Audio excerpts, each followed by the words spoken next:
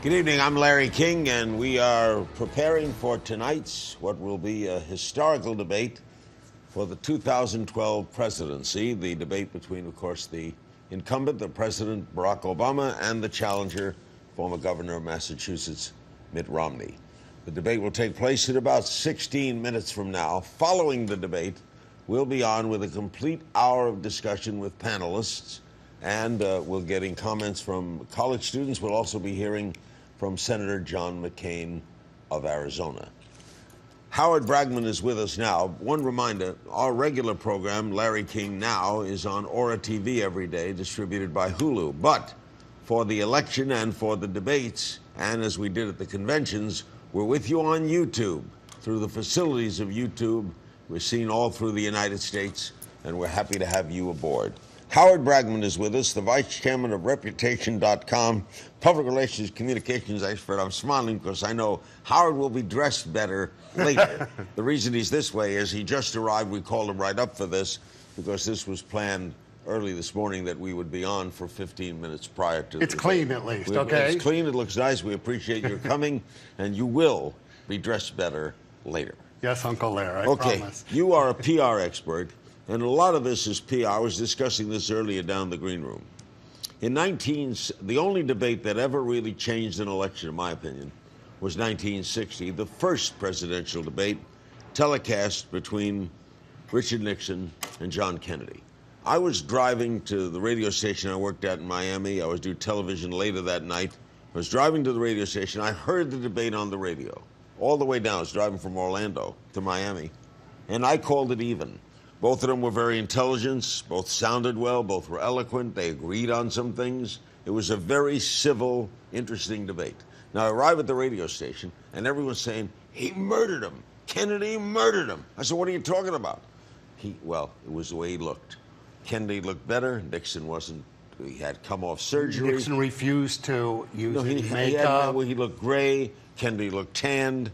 So how important is this, the way you look? You know, perception is reality. If you look vital, if you look healthy, if you look strong enough to handle the job, it's very, very important. But you don't want to be outrageous. Romney took heat a couple weeks ago when he was speaking to a Latino convention, and he had just had a spray tan, and they were like, oh my God, he got brown for it. So you want to look healthy, but you don't want to look like you just came out of the tanning booth either. I would expect that both of them will look well tonight. You know, they're both handsome men. They're both trim. They're both beautifully dressed. I don't think we're going to have a look issue. I think it's going to get more to substance and style than exactly how they look tonight. Now, wouldn't we presume that if you are for Obama, he will win this debate? If you are for Romney, he will win this debate. This debate is for the undecideds. Unless there's a significant gaffe, unless there's significant belief that your candidate didn't perform as well. They both have. But you're not objective going in, are you? No, but there's a level of objectivity. If you're for Obama, maybe 70% will say he won, but if he does a brilliant job, 90% will say he won. So there's wiggle room within how many people who are for him who think he won, and there's different levels of support, Larry. But the campaign people will come on and spin it, right? Oh, absolutely. They won. We won. We cleared them, right? We cleaned them out. Okay. Absolutely, we can expect that. But one thing has changed, and we're doing it here, and it's happening all over the country, social media. We're going to call people, and it didn't even happen 4 years ago. We're going to call people out on their facts or incorrect facts or lying. It'll be known immediately, right? It'll be known immediately. And the spin afterwards, not just what the people say in the spin room, but what the public perceives afterwards, going to be almost as important as what's said. Which candidate, in your opinion, has more at stake? Obviously, Romney has more at stake. Obama doesn't have to win the debate. Obama has to not lose the mistake. The debate. Lose the debate. He has to look presidential, and he has to make no major gaffes and hold his own. Romney has a really tough job tonight. He has to win the debate by a margin that people can say he won. He has to have some very presidential moments, and he can't look like he's a boxer who's down and flailing. He can't come too hard. He can't disrespect the president. He's got a tough balancing act. Can't insult the president. Absolutely. He's the president of the United States. As in the now famous debate that I handled between Perot and Gore, when Perot said to Gore, "You're lying." You don't say that to the vice president, right? No, there's certain things that you do not say. And let me clear one misconception up here. All week we've heard Romney people saying, oh, the president's the best orator since, William Jennings Bryan, and Obama people are like, oh, Romney's good. Let me tell you, both of these men are articulate, intelligent, telegenic, and excellent debaters. Romney, if you saw some of his old debates, particularly in Massachusetts, an awesome debater. When he took out Newt Gingrich in Florida, a really good prepared debate, and he's actually fresher than the president is in terms of debating skills because of the tough primary. Obama is more the orator than the debater, right? Absolutely. He did a couple of gaffes when he put down Hillary at one point, sort of dismissed her. Yeah, a lot of people thought that when he said, "You're nice enough, Hillary," that was one of those memorable moments. But as you said earlier, there's memorable moments and there's moments that really change an election. And it's very hard for debate to change an election. Romney made a gaffe when he bet, I'll bet you $10,000. That looked arrogant and pompous, right? Oh, absolutely. When you're worth hundreds of millions of dollars, you don't want to do that when $10,000 to the average guy in America is not what he has in the bank at that moment. Governor Gary Johnson was the former governor of New Mexico, two-time governor. He's the Libertarian candidate for President of the United States. He was my guest today, and he'll be with us again tomorrow on Larry King Now. And I asked him about the debate. Here's what former Governor Johnson said.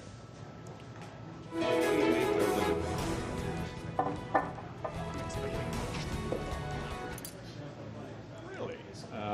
I'm believing that. What do you make of the debate tonight? What are you expecting? I'm expecting much to do about nothing.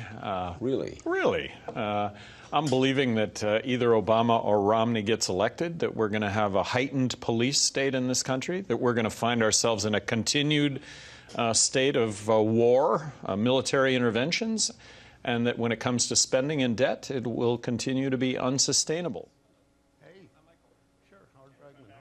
Do you think, Howard, it'll be much ado about nothing? I think in the end it will probably not change hearts and minds unless something truly significant happens, Larry.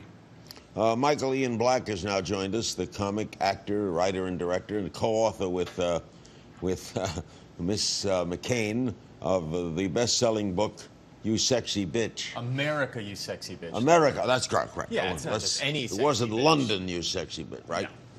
We've asked Howard what he thinks is important. What do you think is important tonight? What has to happen? Well, clearly, Romney, I think, needs, at worst, a TKO. I mean, I think he needs to come out swinging. At worst. At worst. At best, just a straight KO.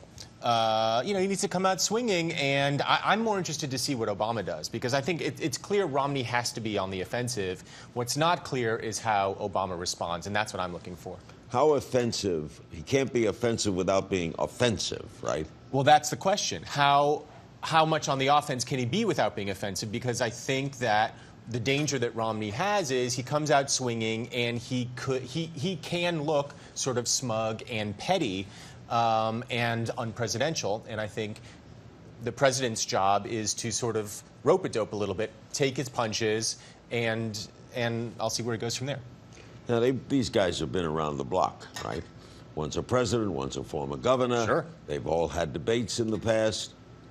This should be pretty much standard fare for them. I mean, this is not Panicsville, is it? I wouldn't think so, although I have to believe that in the Romney camp there is a little bit of Panicsville going on, because he really needs to assert himself. He needs to step into the ring, show he can be presidential, strike some blows, and, change the momentum a little bit. And I don't know how he does that. I mean, I think he's got a really tough job ahead of him today. Do you think this will be exciting? I do think it's exciting. I think you're going to have a huge audience. I think there's a lot of interest. It's the first time we've seen these two men go against each other. And I think it's going to be I love these nights. I don't know why. Some people I can't watch my poor Michigan Wolverines play football anymore. That just upsets me. So I think this will be better. This is a different kind of blood sport. Exactly. Jim Lair's done a lot of this, and he was quoted the other day. The moderator always comes in for criticism. People think he's biased.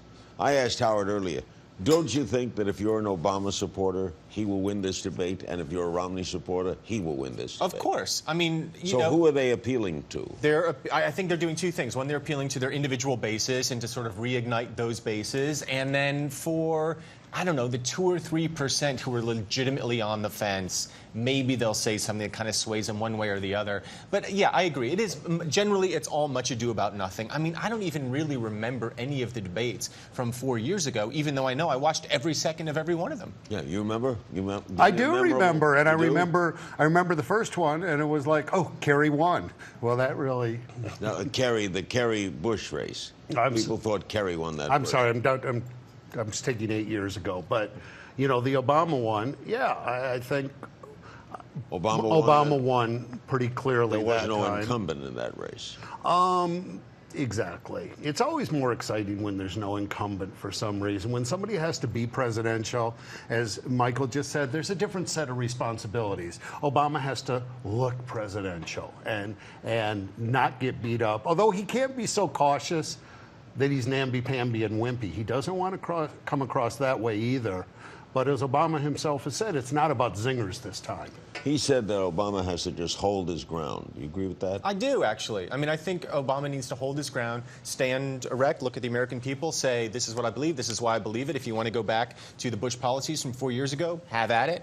But we're on the right path, and we just need to stick on it. I mean, I do think the president has an easier job tonight than the governor. I really do. Even though he has to defend a record. Yeah, well, I mean, he clearly showed at the convention that he's more than capable of not only defending his record of the last 4 years, but of pointing to legitimate accomplishments and celebrating his record of the last 4 years. I want to give a message to the American people as you watch this debate tonight, and that is, don't look at who sighs, don't look at who takes notes, don't look at grimaces.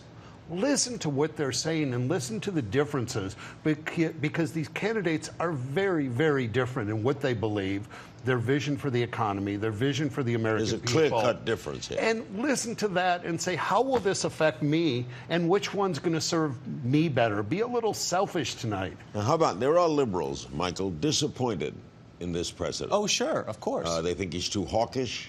They think he hasn't been late deciding on gay marriage. Late changing, don't ask, don't tell. Guantanamo's still open. He was going to close it. Unemployment's still over the 8% mark. Does he have to reinforce his liberal base? I think so. I think he can point to a lot of legitimate accomplishments that will appeal to the liberal base. He did come out in favor of marriage equality. He did repeal Don't Ask, Don't Tell. He did pass or help pass the Lilly Ledbetter Act. You know, there are legitimate the immigration decision that he made for young people. There are legitimate things that he can point to as a democratic liberal, as a Democrat, and that will appeal to his liberal base. And does Romney have to? Now, what does he do here? He has to enforce the Tea Party, but he needs the independent vote to win. That's been his problem. problem. The Tea Party's not going to elect him. Obama, he doesn't want, but they can't desert him. Romney's had this problem from day one. He has to be a very conservative candidate who can still appeal to the middle. And how do you dance that dance? He hasn't been doing such a good job of dancing that dance so far, because there's a lot of people on the far right who are not really excited, and certainly a lot of people in the middle, particularly women who vote in greater percentages than men, are a little frightened. Does he have to dance that dance tonight? He's got to try. That's why I say Romney has a much tougher job than the president. You agree? I totally agree. I think he's been totally boxed in, hemmed in, constrained. He's got a very narrow path that he can walk, and as Howard just said, he's had a very hard time walking that path. So you're the PR expert. Therefore, we lead to the word pressure. There is more pressure on him. You know, if that's true, if what we're saying is true, then more pressure is on Romney. You know, there is, but Romney's had pressure many times in his life. You know, if you're Mitt Romney, it's not bad. You lose the election, you go home, you got houses all over the world, you got bank accounts all over the world. Yeah, how bad can it be, Yeah, really? but you're not thinking that tonight. You're not saying I got it. No, good, he's right? a competitor and he wants to win. And I think there is pressure, but don't think that the president doesn't have a great deal of pressure, too. He has a lot of pressure. Nobody wants to lose. Nobody wants to be humiliated in public. Do you think, Michael, that it could get rough? I would be very surprised if the temperature got too high in that room. I do think, you know, from Romney's point of view, he needs to hit, but he needs to look presidential. From Obama's point of view, I think what you said is right. He needs to absorb the blows as much as he can. So I would be really surprised if it got particularly personal or particularly nasty, although I'd love it to. I mean, how awesome would that be? Yeah, we'll have more fun. The usual rules are there's no applause, right? I think that's the rule. No applause, no cheering for your candidate, no reaction to remarks. Does that make it harder for them? I would. They don't hear the think. cheer of the crowd. I would think, but it makes it better, I think, for the audience at home. It really does, because you don't want. I think as an audience at home, as Howard was saying, I think you want to train your ear to listen and not to listen to applause. All right, let's now go to Jim Blair and the first presidential debate. We'll be back following it.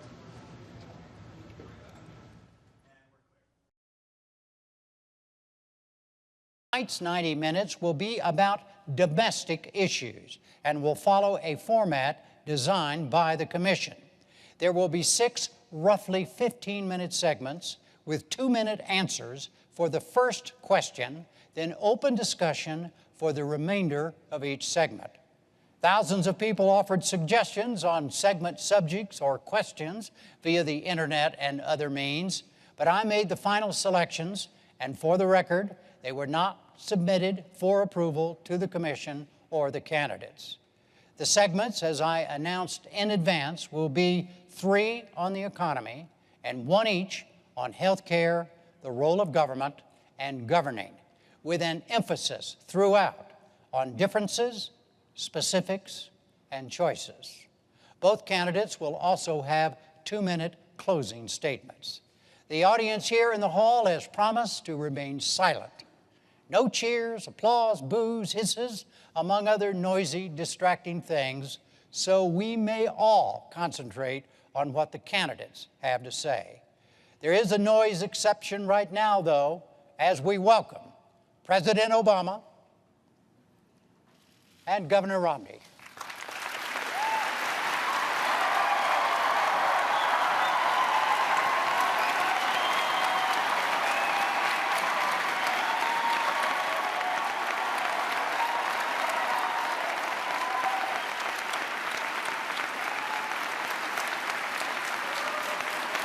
Jim.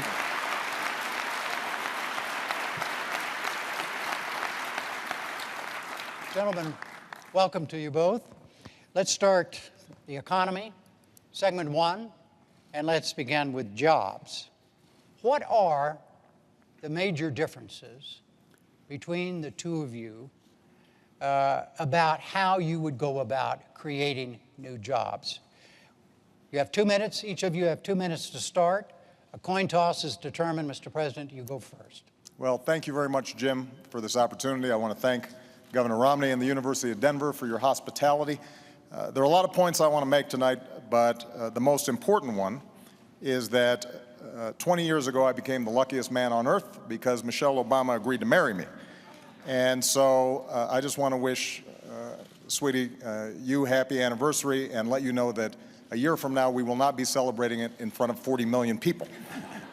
4 years ago, we went through the worst financial crisis since the Great Depression. Millions of jobs were lost. The auto industry was on the brink of collapse. The financial system had frozen up. And because of the resilience and the determination of the American people, we've begun to fight our way back. Over the last 30 months, we've seen 5 million jobs in the private sector created. The auto industry has come roaring back, and housing has begun to rise. But we all know that we've still got a lot of work to do. And so the question here tonight is not where we've been, but where we're going.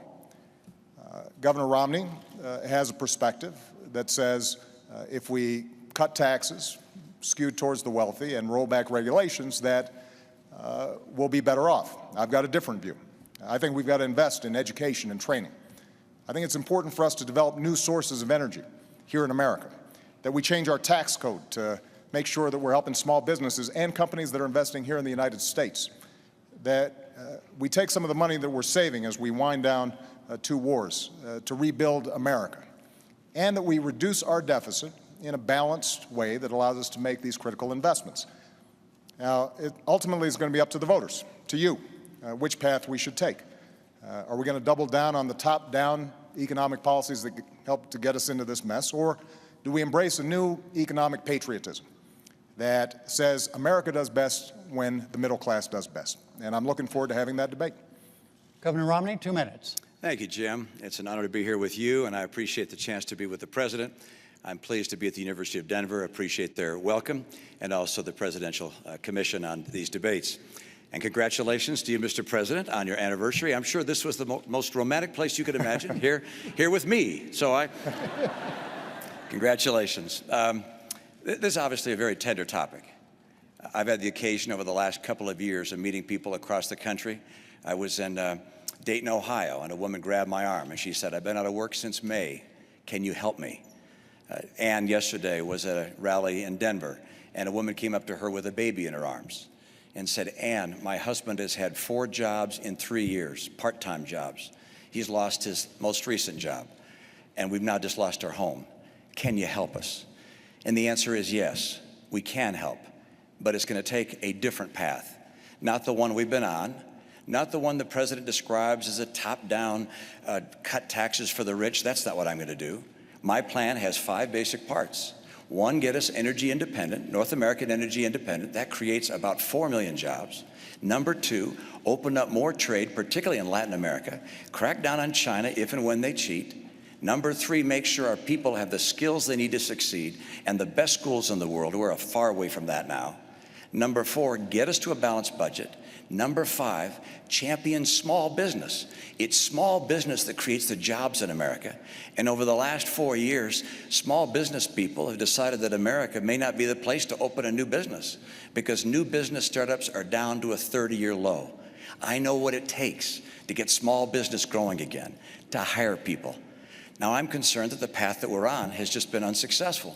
The President has a view very similar to the view he had when he ran 4 years ago, that a bigger government, spending more, taxing more, regulating more, if you will, trickle-down government would work.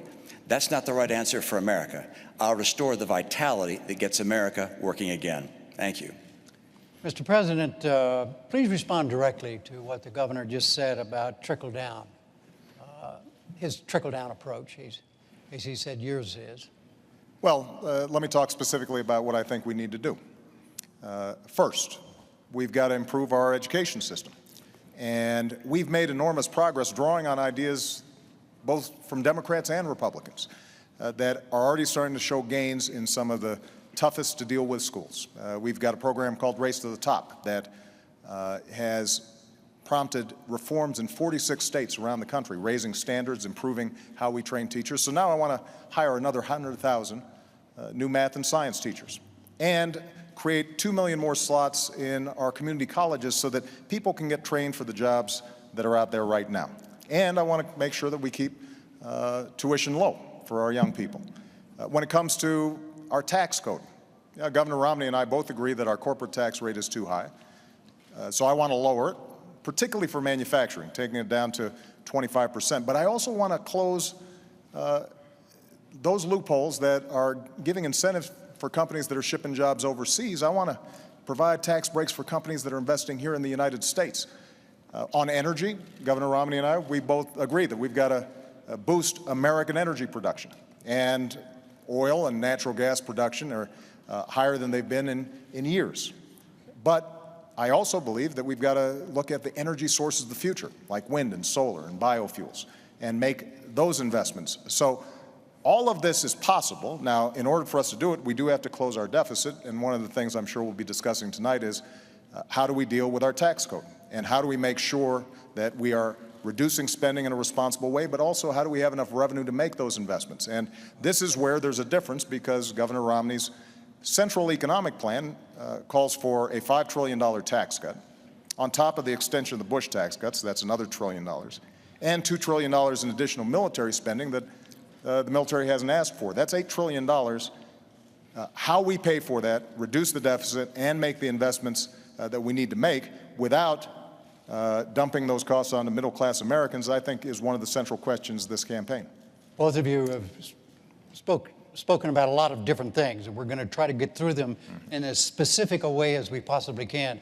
But first, Governor Romney, do you have a question that you'd like to ask the president directly about something he just said? Well, sure. I'd like to clear up the record and go through piece by piece. First of all, I don't have a $5 trillion tax cut.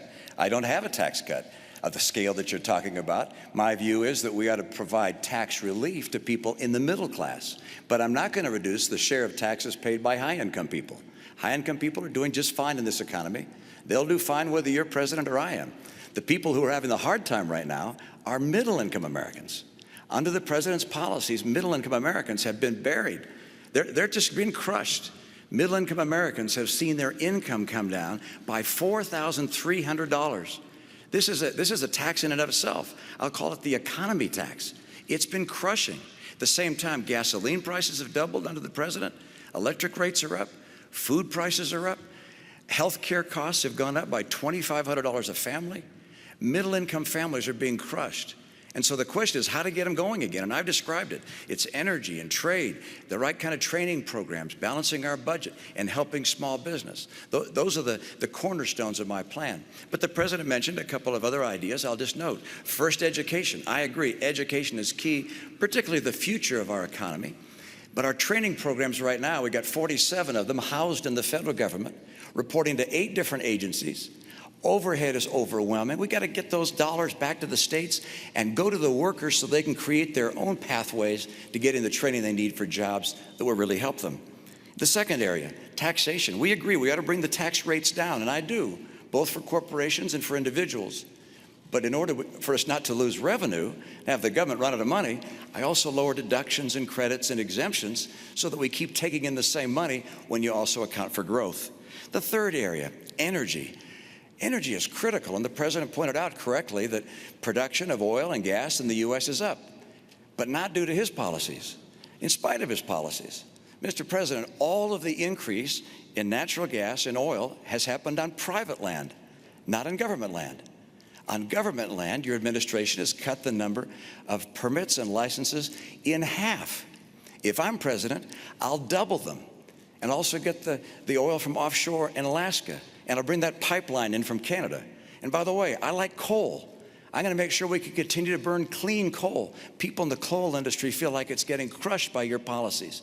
I want to get America and North America energy independent so we can create those jobs. And finally, with regards to that tax cut, look, I'm not looking to cut massive taxes and to reduce the revenues going to the government. My number one principle is there'll be no tax cut that adds to the deficit. I want to underline that. No tax cut that adds to the deficit. But I do want to reduce the burden being paid by middle-income Americans. And to do that, that also means I cannot reduce the burden paid by high-income Americans. So any language to the contrary is simply not accurate. Mr. President? Well, I think let's talk about taxes because I think it's instructive. Now, 4 years ago when I stood on this stage, I said that I would cut taxes for middle-class families. And that's exactly what I did. We cut taxes for middle-class families by about $3,600. And the reason is because I believe that we do best when the middle class is doing well. And by giving them those tax cuts, they had a little more money in their pocket. And so maybe they can buy a new car. They are certainly in a better position to weather the extraordinary recession that we went through. They can buy a computer for their kid who's going off to college, which means they're spending more money, businesses have more customers, businesses make more profits, and then hire more workers. Now, Governor Romney's proposal that he's been promoting for 18 months calls for a $5 trillion tax cut on top of $2 trillion of additional spending for our military. And he is saying that he is going to pay for it by closing loopholes and deductions. The problem is that he's been asked over 100 times how you would close those deductions and loopholes, and he hasn't been able to identify them. But I'm going to make an important point here, Jim. When you add up all the loopholes and deductions that upper income individuals are currently taking advantage of, you take those all away, you don't come close to paying for $5 trillion in tax cuts and $2 trillion in additional military spending. And that's why independent studies looking at this said the only way to meet Governor Romney's pledge of not reducing the deficit or not adding to the deficit is by burdening middle-class families. The average middle-class family with children would pay about $2,000 more. Now, that's not my analysis. That's the analysis of economists who have looked at this. And that kind of top-down economics where folks at the top are doing well, so the average person making $3 million is getting a $250,000 tax break, while middle-class families are burdened further, that's not what I believe is a recipe for economic growth. All right. What is the difference? Well, let's just stay on taxes. Right. Yeah, just let's just stay on taxes for a moment here. Well, but what is the difference? Virtually everything he just said about my tax plan is inaccurate. All right. So if the tax plan he described were a tax plan I was asked to support, I'd say absolutely not. I'm not looking for a $5 trillion tax cut. What I've said is I won't put in place a tax cut that adds to the deficit. That's part one. So there's no economist can say Mitt Romney's tax plan adds $5 trillion if I say I will not add to the deficit with my tax plan.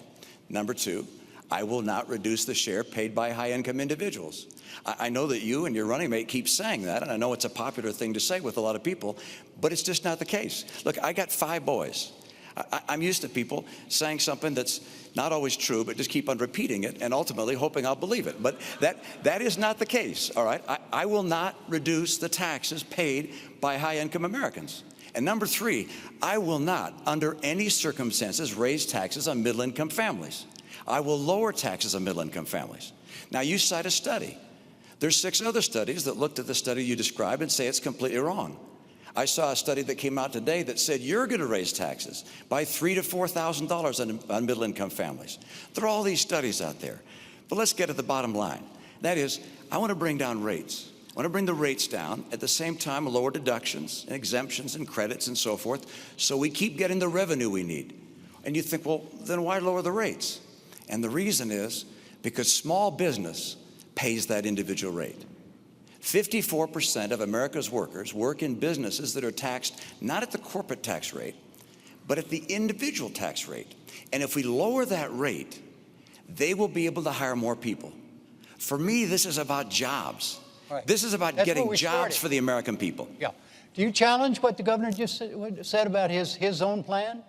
Well, for 18 months, he's been running on this tax plan. And now, 5 weeks before the election, he's saying that his big, bold idea is never mind. And the fact is that if you are lowering the rates the way you described, Governor, then it is not possible to come up with enough deductions and loopholes that only affect high-income individuals to avoid either raising the deficit or burdening the middle class. It's math. It's arithmetic. Now, Governor Romney and I do share a deep interest in encouraging small business growth. So at the same time that my tax plan has already lowered taxes for 98% of families, I also lowered taxes for small businesses 18 times. And what I want to do is continue the tax rates, the tax cuts that we put into place for small businesses and families.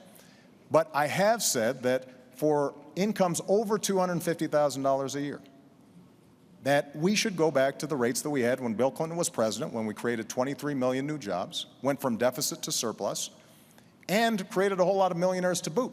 And the reason this is important is because by doing that, we can not only reduce the deficit, we can not only encourage job growth through small businesses, but we're also able to make the investments that are necessary in education or in energy.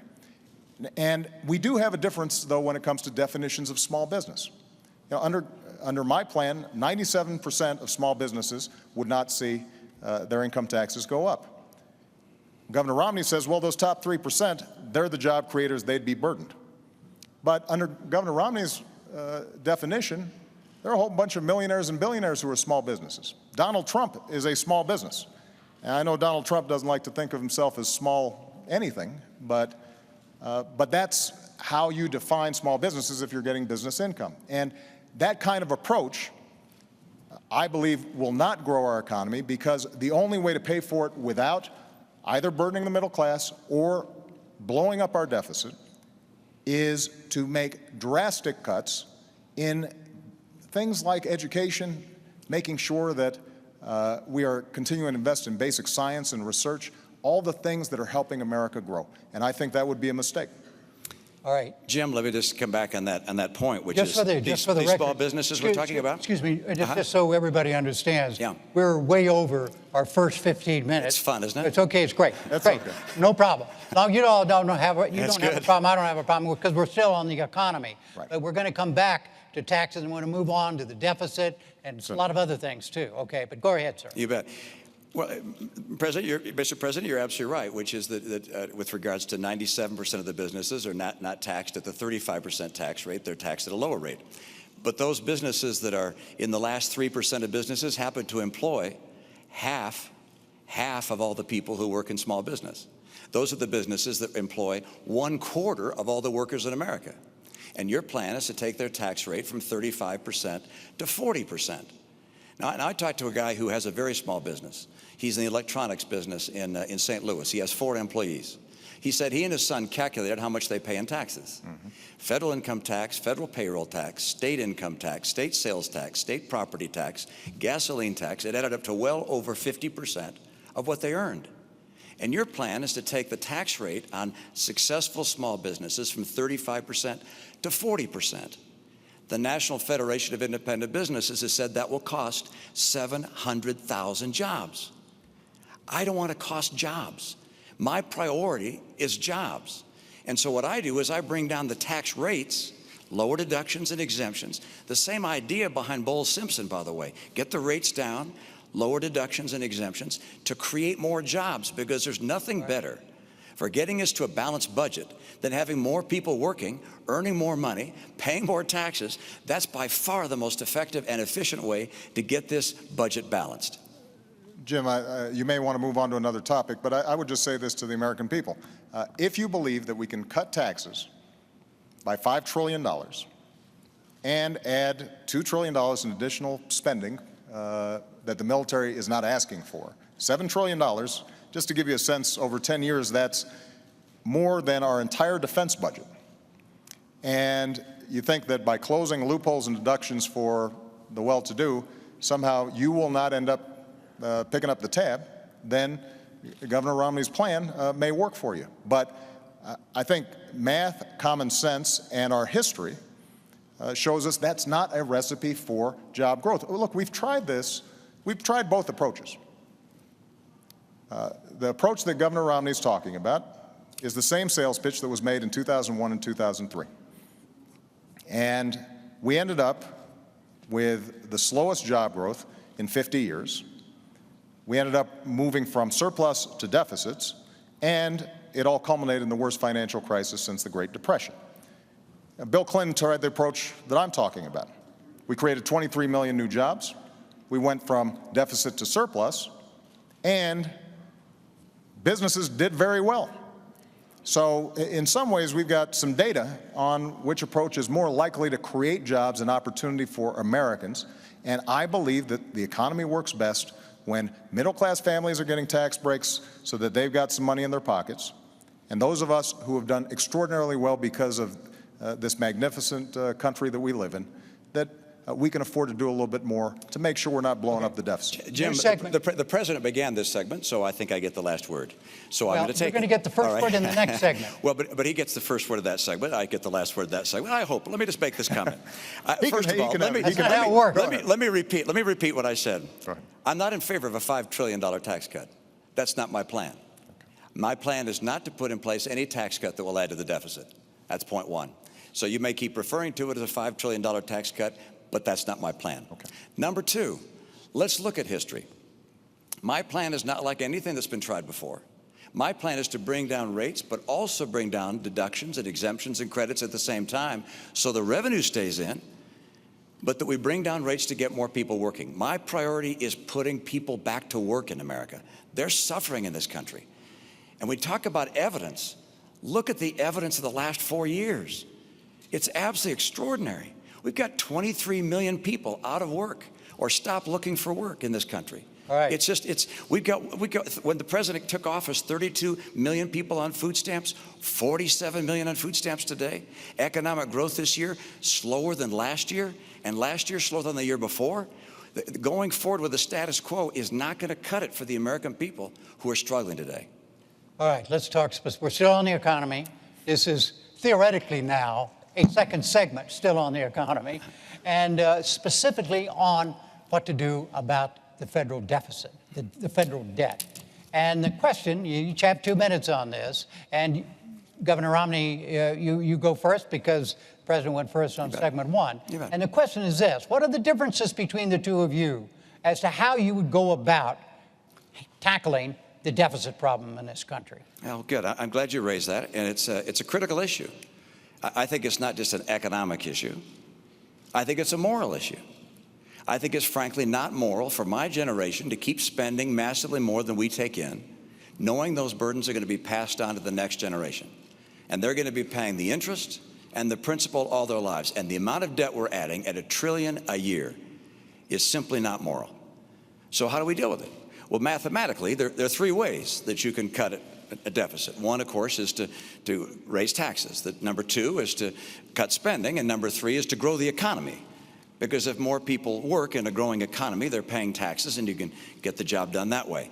The president would prefer raising taxes. I understand. The problem with raising taxes is that it slows down the rate of growth, and you can never quite get the job done. I want to lower spending and encourage economic growth at the same time. What things would I cut from spending? Well, first of all, I will eliminate all programs by this test if they don't pass it. Is the program so critical it's worth borrowing money from China to pay for it? And if not, I'll get rid of it. Obamacare is on my list. I apologize, Mr. President. I use that term with all respect, by the way. Good. Okay, good. So I'll get rid of that. I'm sorry, Jim. I'm going to stop the subsidy to PBS. I'm going to stop other things. I like PBS. I love Big Bird. I actually like you too. But I'm not going to keep on spending money on things to borrow money from China to pay for. So that's number 1. Number 2, I'll take programs that are currently good programs, but I think could be run more efficiently at the state level and send them to the state. Number 3, I'll make government more efficient and to cut back the number of employees, combine some agencies and departments. My cutbacks will be done through attrition, by the way. This is the approach we have to take to get America to a balanced budget. The president said he'd cut the deficit in half. Unfortunately, he doubled it. $1 trillion deficits for the last 4 years. The president's put in place as much public debt, almost as much debt held by the public as all prior presidents combined. Mr. President, 2 minutes. When I walked into the Oval Office, I had more than $1 trillion deficit greeting me. And we know where it came from. 2 wars that were paid for on a credit card, 2 tax cuts that were not paid for, and a whole bunch of programs that were not paid for, and then a massive economic crisis. And despite that, what we've said is, yes, we had to take some initial emergency measures to make sure we didn't slip into a Great Depression. But what we've also said is, let's make sure that we are cutting out those things that are not helping us grow. So 77 government programs, everything from aircrafts that the Air Force had ordered but weren't working very well. 18 government programs for education that were well-intentioned but weren't helping kids learn. We went after medical fraud in Medicare and Medicaid very aggressively, more aggressively than ever before, and have saved tens of billions of dollars, $50 billion of waste taken out of the system. And I worked with Democrats and Republicans to cut $1 trillion out of our discretionary domestic budget. That's the largest cut in the discretionary domestic budget since Dwight Eisenhower. Now, we all know that we've got to do more. And so I put forward a specific $4 trillion deficit reduction plan. It's on a website. You can look at all the numbers, what cuts we make and what revenue we raise. And the way we do it is $2.50 for every cut. We ask for $1 of additional revenue, paid for, as I indicated earlier, by asking those of us who have done very well in this country to contribute a little bit more to reduce the deficit. Governor Romney earlier mentioned the Bowles-Simpson Commission. Well, that's how the commission, bipartisan commission that talked about how we should move forward, suggested we have to do it in a balanced way with some revenue and some spending cuts. And this is a major difference that Governor Romney and I have. Let me just finish this point, because you're looking for contrast. When Governor Romney stood on a stage with other Republican candidates for the nomination, and he was asked, would you take $10 of spending cuts for just $1 of revenue? And he said no. Now, if you take such an unbalanced approach, then that means you are going to be gutting our investments in schools and education. It means that Governor Romney talked about Medicaid and how we could send it back to the states, but effectively this means a 30% cut in the primary program we help for seniors who are in nursing homes, for kids who are with disabilities. Mr. President, and that is not a right strategy for us to move forward. Way over the 2 minutes. Sorry. Governor, what about Simpson Bowles? Will you support Simpson Bowles? Simpson Bowles, the president should have grabbed that. No, I mean, do you support Simpson Bowles? I have my own plan. It's not the same as Simpson Bowles, but in my view, the president should have grabbed it. If he wanted to make some adjustments to it, take it, go to Congress, fight for it. That's what we've done. Made some adjustments to it, and we're putting it forward before Congress right now, a $4 trillion plan. But you've been president 4 balance. years. You've been president 4 years. Right. You said you cut the deficit in half. It's now 4 years later. We still have trillion-dollar deficits. The CBO says we'll have a $1 trillion deficit each of the next 4 years. If you're reelected, we'll get to a $1 trillion debt. I mean, you have said before you'd cut the deficit in half. And I love this idea of $4 trillion in cuts. You found $4 trillion of ways to reduce or to get closer to a balanced budget, except we still show $1 trillion deficits every year. That doesn't get the job done. Let me come back and say, why is it that I don't want to raise taxes? Why don't I want to raise taxes on people? And actually, you said it back in 2010. You said, look, I'm going to extend the tax policies that we have. Now, I'm not going to raise taxes on anyone, because when the economy is growing slow like this, when we're in recession, you shouldn't raise taxes on anyone. Well, the economy is still growing slow. As a matter of fact, it's growing much more slowly now than when you made that statement. And so if you believe the same thing, you just don't want to raise taxes on people. And the reality is, it's not just wealthy people. You mentioned Donald Trump. It's not just Donald Trump you're taxing. It's all those businesses that employ 1/4 of the workers in America, these small businesses that are taxed as individuals. You raise taxes and you kill jobs. That's why the National Federation of Independent Businesses said your plan will kill 700,000 jobs. I don't want to kill jobs in this environment. Let me make one more point. Okay, let's let him answer the taxes thing for a moment. Okay. Mr. President. Well, we've had this discussion before. About the idea that in order to reduce the deficit, right, there has to be revenue in addition to cuts. There has to be revenue in addition to cuts. Now, Governor Romney has ruled out revenue. He's ruled out right? revenue. Absolutely. Completely. Okay, so Look, the revenue I get is by more people working, getting higher pay, paying more taxes. That's how we get growth and how we balance the budget. Right. But the idea of taxing people more, putting more people out of work, you'll never get there. You never balance the budget by raising taxes. Spain spends 42% of their total economy on government. Okay. We're now spending 42% of our economy on government. I don't want to go down the path to Spain. I want to go down the path of growth that puts Americans to work with more money coming in because they're working. Yeah. But Mr. President, you're saying in order to get the job done, it's got to be balanced. You've got to have, if we're serious, we've got to take a balanced, responsible approach. And by the way, this is not just when it comes to individual taxes. Let's talk about corporate taxes. Now, I've identified areas where we can right away make a change that I believe would actually help the economy. The oil industry gets $4 billion a year in corporate welfare. Basically, they get deductions that those small businesses that Governor Romney refers to, they don't get. Now, does anybody think that ExxonMobil needs some extra money when they're making money every time you go to the pump? Why wouldn't we want to eliminate that? Why wouldn't we eliminate tax breaks for corporate jets?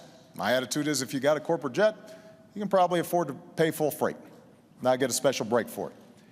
When it comes to corporate taxes, Governor Romney has said he wants to, in a revenue-neutral way, close loopholes, deductions. He hasn't identified which ones they are, but thereby bring down the corporate rate. Well, I want to do the same thing, but I've actually identified how we can do that.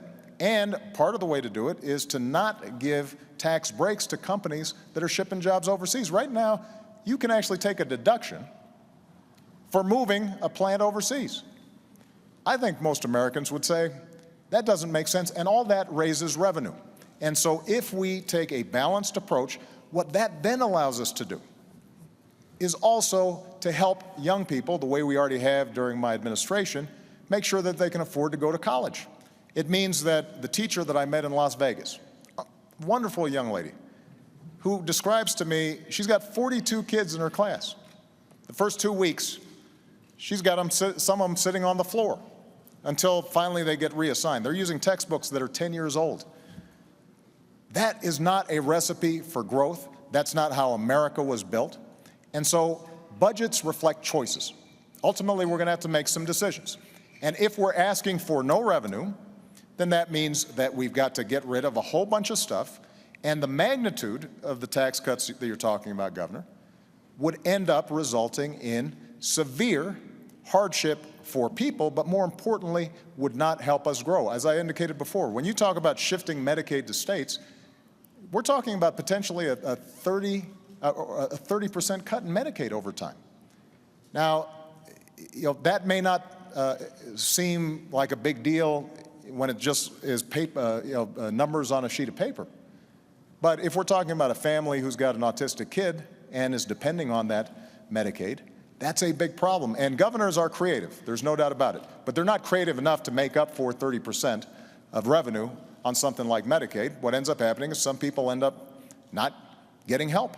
Jim, we've gone on a lot of topics there, and so it's going to take a minute to go from Medicaid to schools to oil to tax breaks and companies going overseas. So let's go through them one by one. First of all, the Department of Energy has said the tax break for oil companies is $2.8 billion a year. And it's actually an accounting treatment, as you know, that's been in place for 100 years. Now, it's time to end it. And in 1 year, you provided $90 billion in breaks to the green energy world. Now, I like green energy as well, but that's about 50 years worth of what oil and gas receives. And you say Exxon and Mobil. Actually, this $2.8 billion goes largely to small companies, to drilling operators and so forth. But, if we get that tax rate from 35% down to 25%, why, that $2.8 billion is on the table. Of course it's on the table. That's probably not going to survive if you get that rate down to 25%. But don't forget, you put $90 billion, like 50 years worth of breaks into solar and wind, to Solyndra and Fisker and Tesla and Enter1. I mean, I had a friend who said you don't just pick the winners and losers, you pick the losers. All right. So this is not the kind of policy you want to have. You want to get America energy secure. The second topic, which is, you said you get a deduction for taking a plant overseas. Look, I've been in business for 25 years. I have no idea what you're talking about. I maybe need to get a new accountant. But the idea that you get a break for shipping jobs overseas is simply not the case. What we do have right now is a setting where I'd like to bring money from overseas back to this country. And finally, Medicaid to states, I'm not quite sure where that came in except this, which is, I would like to take the Medicaid dollars that go to states and say to a state, you're going to get what you got last year, plus inflation, plus 1%, and then you're going to manage your care for your poor in the way you think best. And I remember as a governor, when this idea was floated by Tommy Thompson, the governors, Republican and Democrats, said, please let us do that. We can care for our own poor in so much better and more effective a way than having the federal government tell us how to care for our poor.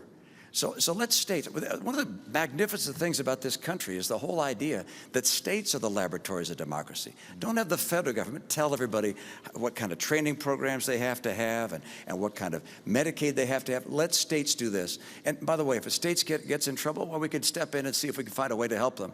But the right approach is one which relies on the brilliance of our people and states, not the federal government. 2 seconds, and we're going on still on the economy on another part of it. Okay. All right. This is segment 3, the economy. Entitlements. First answer goes to you. 2 minutes, Mr. President. Do you see a major difference between the two of you on Social Security? I suspect that on Social Security we've got a somewhat similar position. Social Security is structurally sound. It's going to have to be tweaked the way it was by Ronald Reagan and Democratic Speaker Tip O'Neill, but the basic structure is sound. But I want to talk about the values behind Social Security and Medicare, and then talk about Medicare, because that's the big driver of our deficits right now. You know, my grandmother, some of you know, helped to raise me. My grandparents did. My grandfather died a while back. My grandmother died 3 days before I was elected president. And she was fiercely independent. She worked her way up, only had a high school education, started as a secretary, ended up being the vice president of a local bank. And she ended up living alone by choice. And the reason she could be independent was because of Social Security and Medicare. She had worked all her life, put in this money, and understood that there was a basic guarantee, a floor under which she could not go. And that's the perspective I bring when I think about what's called entitlements. The name itself implies some sense of dependency on the part of these folks. These are folks who've worked hard, like my grandmother, and there are millions of people out there who are counting on this. So my approach is to say, how do we strengthen the system over the long term? And in Medicare, what we did was we said, we are going to have to bring down the costs if we're going to deal with our long-term deficits. But to do that, let's look where some of the money is going. $716 billion we were able to save from the Medicare program by no longer overpaying insurance companies, by making sure that we weren't overpaying providers. And using that money, we were actually able to lower prescription drug costs for seniors by an average of $600. And we were also able to make a significant dent in providing them the kind of preventive care that will ultimately save money throughout the system. So the way for us to deal with Medicare in particular is to lower health care costs. When it comes to Social Security, as I said, you don't need a major structural change in order to make sure that Social Security is there for the future. We'll follow up on this. First, Governor Romney, you have 2 minutes on Social Security and entitlements. Well, Jim, our seniors depend on these programs, and I know anytime we talk about entitlements, people become concerned that something's going to happen that's going to change their life for the worst. And the answer is neither the President nor I are proposing any changes for any current retirees or near retirees, either to Social Security or Medicare. So if you're 60 or around 60 or older, you don't need to listen any further. But for younger people, we need to talk about what changes are going to be occurring. Oh, I just thought about one. And that is, in fact, I was wrong when I said the President isn't proposing any changes for current retirees. In fact, he is on Medicare. On Social Security, he's not. But on Medicare, for current retirees, he's cutting $716 billion from the program. Now, he says by not overpaying hospitals and providers, actually just going to them and saying, we're going to reduce the rates you get paid across the board. Everybody's going to get a lower rate. That's not just going after places where there's abuse. That's saying we're cutting the rates. Some 15% of hospitals and nursing homes say they won't take any more Medicare patients under that scenario. We also have 50% of doctors who say they won't take more Medicare patients.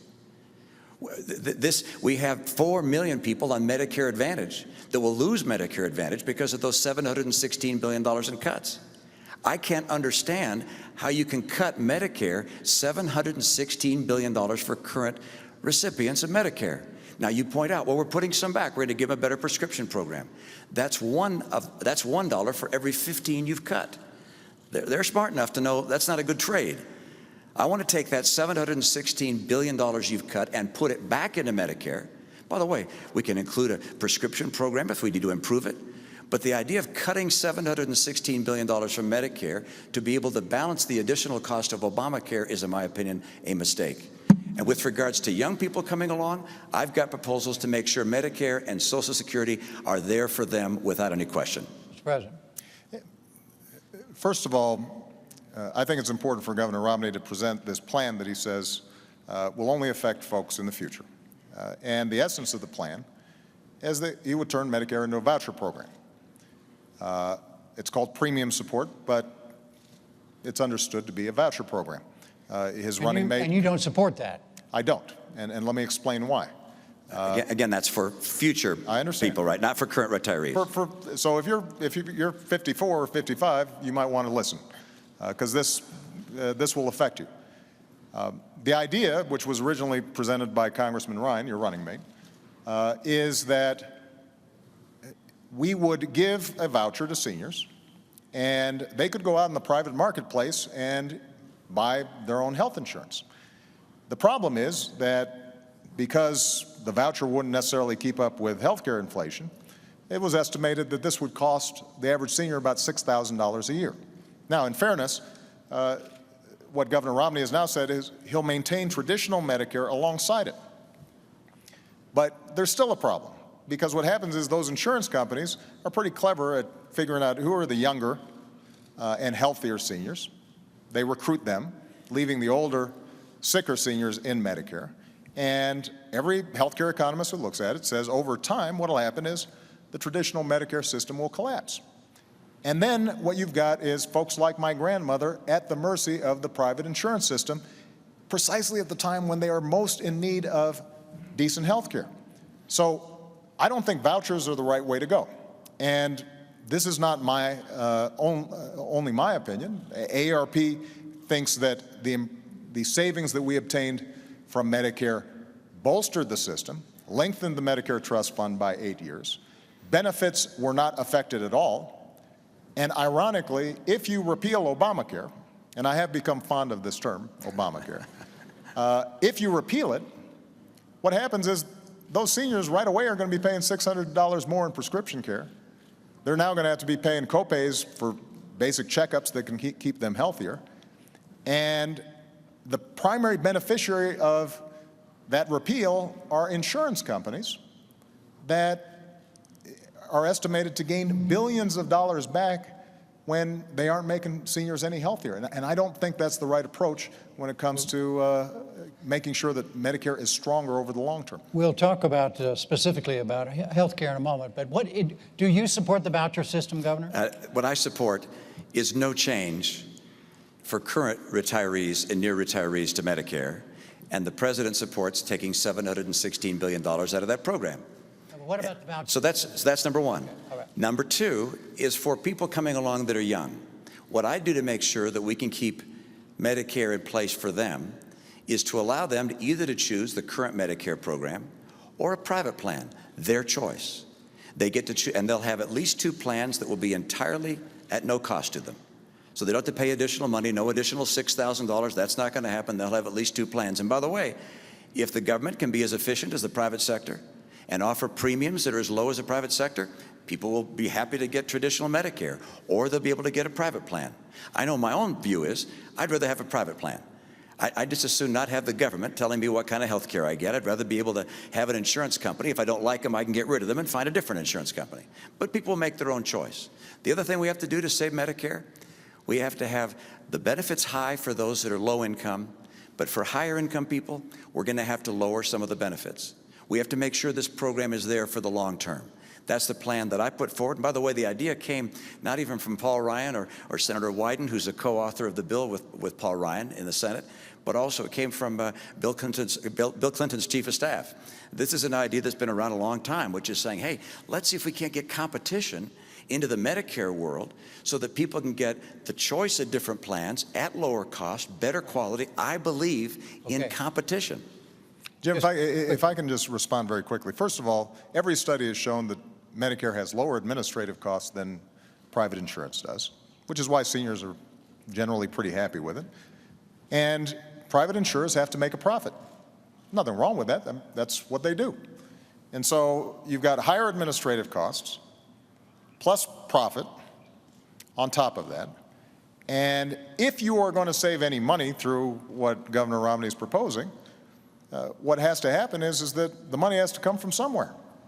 And when you move to a voucher system, you are putting seniors at the mercy of those insurance companies.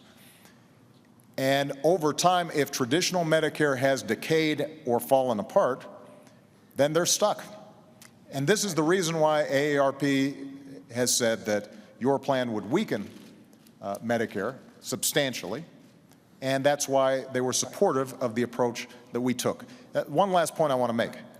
We do have to lower the cost of health care, not just in Medicare and Medicaid. Talk about that in a minute. But overall. Okay. And So That's a big topic. Can we, Oh, can we stay on is Medicare? that Do we is that finish? a Yeah, we're separate going to topic? break. Yeah, I want to I'm get sorry. to it, but all I want to do is very quickly Let's get back to before we leave Medicare. the economy. Let's get back to Medicare. No, The president said that the well- government can provide the service at lower cost and without a profit. All right. If that's the case, then it will always be the best All right. product that people can purchase. But my Wait a minute, experience, Governor. my experience is the private sector typically is able to provide a better product at a lower cost. Can the two of you agree that the voters have a choice, a clear choice between the two Absolutely. of you on Medicare? Absolutely. All right.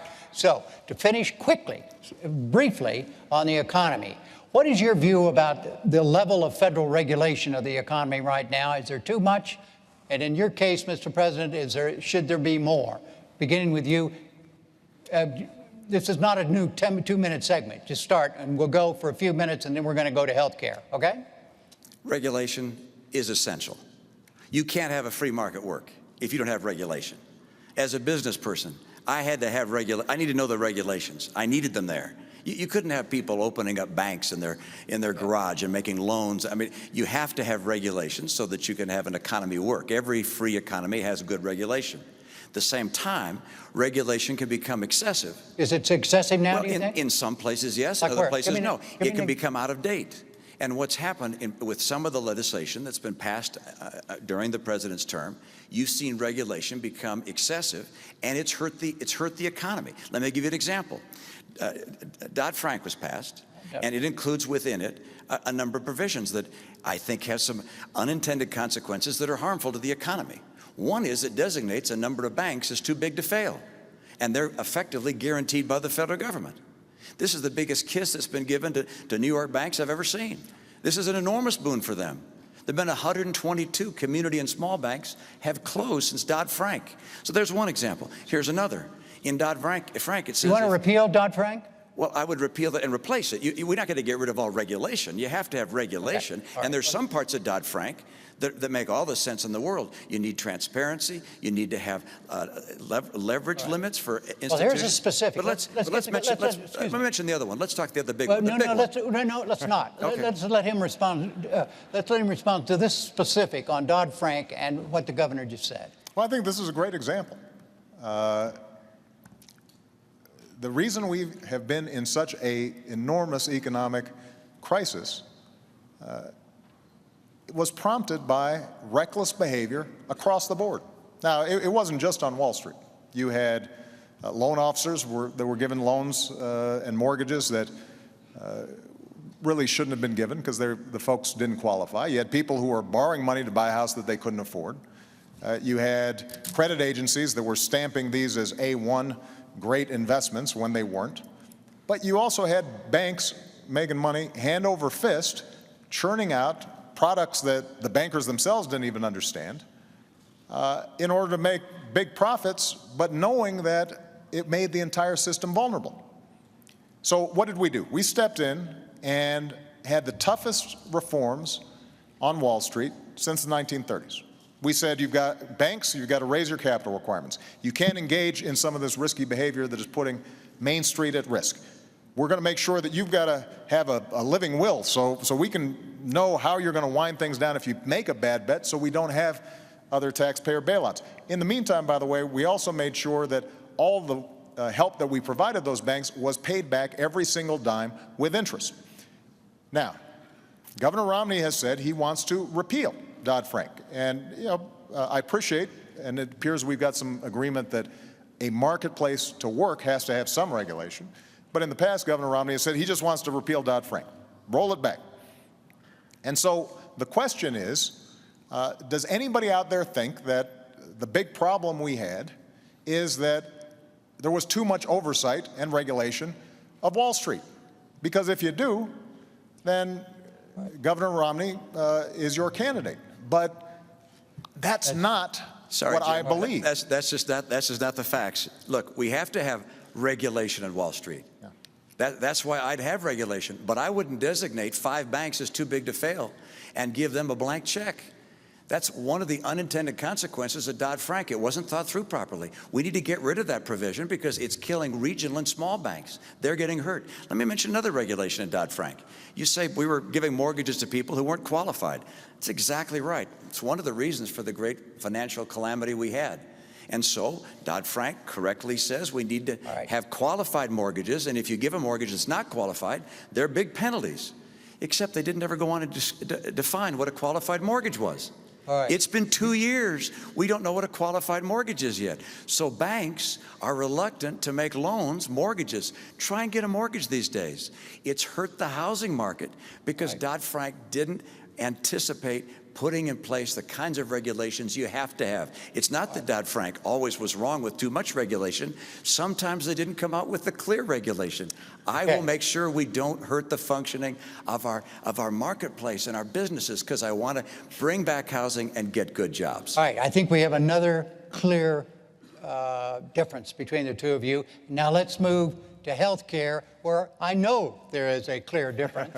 And that has to do with the Affordable Care Act, Obamacare, and it's a two-minute new segment, and that means 2 minutes each. And you go first, Governor Romney. You want it repealed. You want the Affordable Care Act repealed. Why? I sure do. Well, in part, it comes again from my experience. I was in New Hampshire. A woman came to me and she said, "Look, I can't afford insurance for myself or my son." I met a couple in Appleton, Wisconsin, and they said, "We're thinking of dropping our insurance. We can't afford it." And the number of small businesses I've gone to that are saying they're dropping insurance because they can't afford it, the cost of health care is just prohibitive, and we've got to deal with cost. And unfortunately, when you look at Obamacare, the Congressional Budget Office has said it will cost $2,500 a year more than traditional insurance. So it's adding to cost. And as a matter of fact, when the president ran for office, he said that by this year, he would have brought down the cost of insurance for each family by $2,500 a family. Instead, it's gone up by that amount. So it's expensive. Expensive things hurt families. So that's one reason I don't want it. Second reason, it cuts $716 billion from Medicare to pay for it. I want to put that money back in Medicare for our seniors. Number three, it puts in place an unelected board that's going to tell people ultimately what kind of treatments they can have. I don't like that idea. Fourth, there was a survey done of small businesses across the country. It said, what's been the effect of Obamacare on your hiring plans? And 3/4 of them said it makes us less likely to hire people. I just don't know how the president could have come into office facing 23 million people out of work, rising unemployment, an economic crisis at the kitchen table, and spent his energy and passion for 2 years fighting for Obamacare instead of fighting for jobs for the American people. It has killed jobs. And the best course for health care is to do what we did in my state, craft a plan at the state level that fits the needs of the state. And then let's focus on getting the cost down for people rather than raising it with the $2,500 additional premium. Mr. President, the argument against repeal. Well, 4 years ago when I was running for office, I was traveling around and having those same conversations that Governor Romney talks about. And it wasn't just that small businesses were seeing costs skyrocket and they couldn't get affordable coverage even if they wanted to provide it to their employees. It wasn't just that this was the biggest driver of our federal deficit, our overall health care costs, but it was families who were worried about going bankrupt if they got sick. Millions of families all across the country. If they had a pre-existing condition, they might not be able to get coverage at all. If they did have coverage, insurance companies might impose an arbitrary limit. And so as a consequence, they're paying their premiums. Somebody gets really sick. Lo and behold, they don't have enough money to pay the bills because the insurance companies say that they've hit the limit.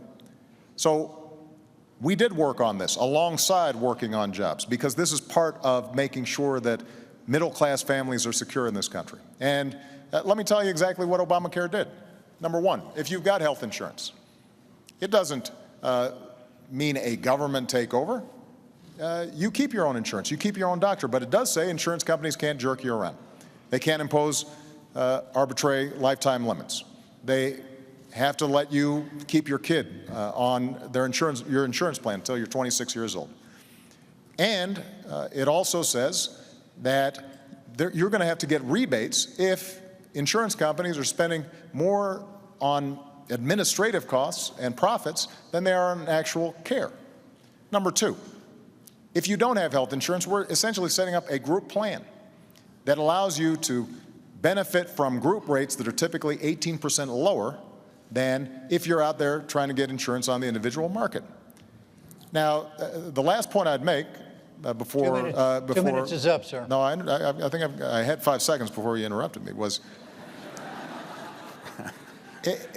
the irony is that we've seen this model work really well in Massachusetts because Governor Romney did a good thing working with Democrats in the state to set up what is essentially the identical model.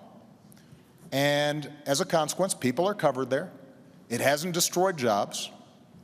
And as a consequence, we now have a system in which we have the opportunity to start bringing down costs as opposed to just leaving millions of people out in the cold. Your 5 seconds went away a long time ago.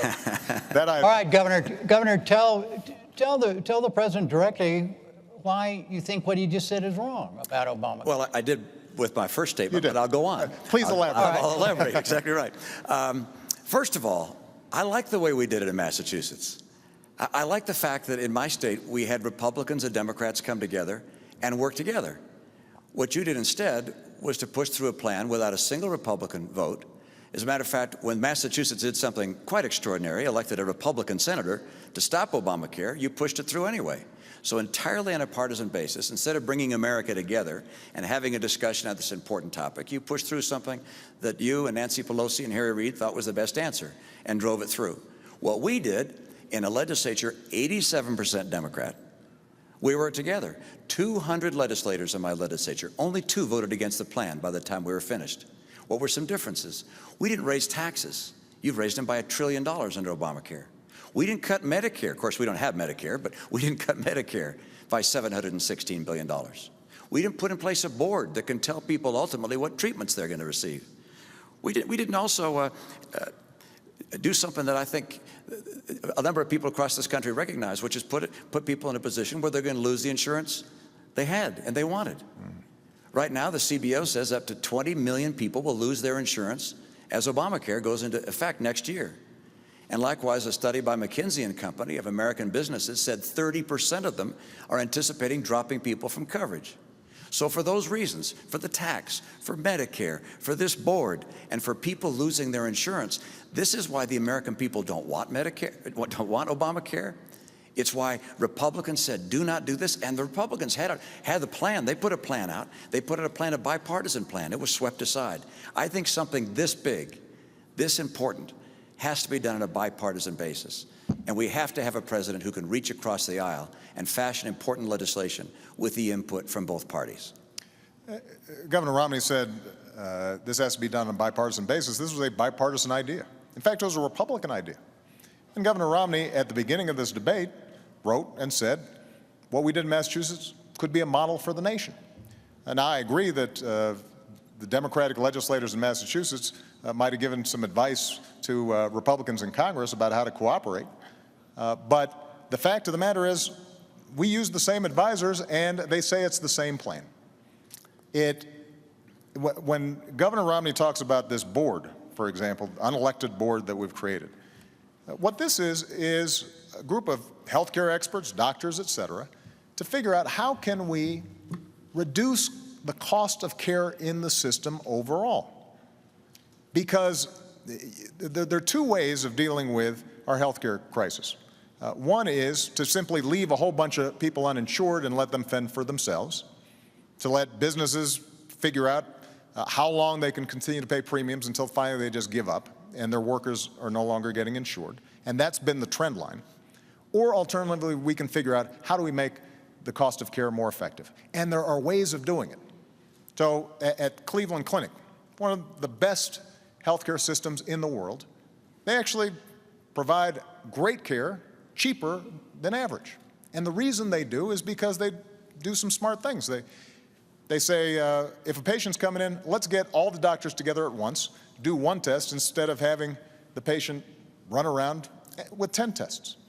Let's make sure that we're providing preventive care, so we're catching the onset of something like diabetes. Let's pay providers on the basis of performance as opposed to on the basis of how many procedures they've engaged in. Now, So what this board does is basically identifies best practices and says, let's use the purchasing power of Medicare and Medicaid to help to institutionalize all these good things that we do. And the fact of the matter is that when Obamacare is fully implemented, we're going to be in a position to show that costs are going down. And over the last 2 years, health care premiums have gone up. It's true, but they've gone up slower than any time in the last 50 years. So we're already beginning to see progress. In the meantime, folks out there with insurance, you're already getting a rebate. Let me make one last point. Governor Romney says we should replace it. I'm just going to repeal it, but we can replace it with something. But the problem is he hasn't described what exactly we'd replace it with, other than saying we're going to leave it to the states.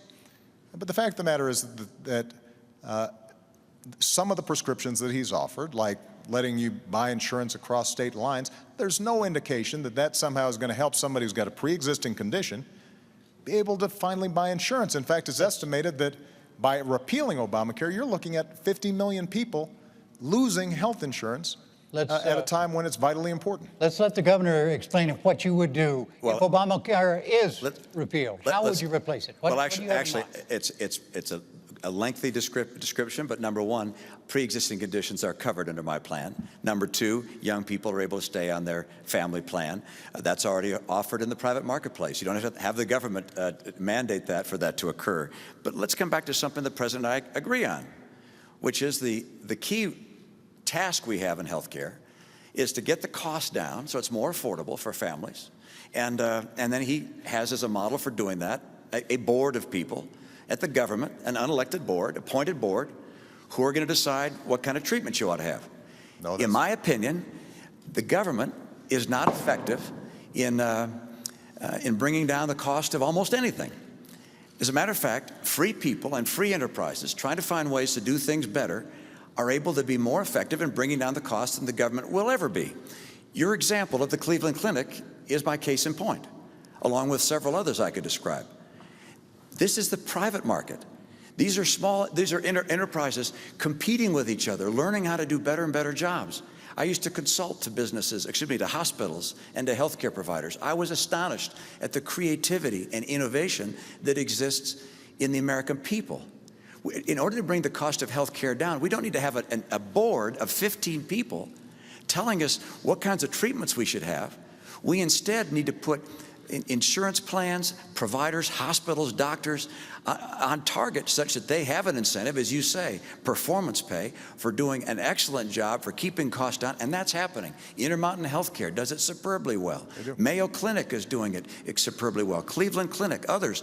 But the right answer is not to have the federal government take over healthcare and start mandating to the providers across America, telling a patient and a doctor what kind of treatment they can have. That's the wrong way to go. The private market and individual responsibility always work best.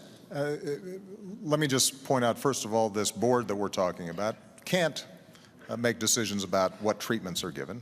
That's explicitly prohibited in the law. But let's go back to what Governor Romney indicated, that under his plan, he would be able to cover people with pre-existing conditions. Well, actually, Governor, that isn't what your plan does. What your plan does is to duplicate what's already the law, which says, if you are out of health insurance for 3 months, then you can end up getting continuous coverage, and an insurance company can't deny you if it's been under 90 days. But that's already the law, and that doesn't help the millions of people out there with pre-existing conditions. There's a reason why Governor Romney set up the plan that he did in Massachusetts. It wasn't a government takeover of health care. It was the largest expansion of private insurance. But what it does say is that insurers, you've got to take everybody. Now, that also means that you've got more customers. But when Governor Romney says that he'll replace it with something, but can't detail how it will be, in fact, replaced, and the reason he set up the system he did in Massachusetts was because there isn't a better way of dealing with the pre-existing conditions problem. It just reminds me of, he says that he's going to close deductions and loopholes for his tax plan. That's how it's going to be paid for, but we don't know the details. He says that he's going to replace Dodd-Frank, Wall Street reform, but we don't know exactly which ones. He won't tell us. He now says he's going to replace Obamacare and assure that all the good things that are in it are going to be in there, and you don't have to worry. And at some point, I think the American people have to ask themselves, is the reason that Governor Romney is keeping all these plans to replace secret because they're too good?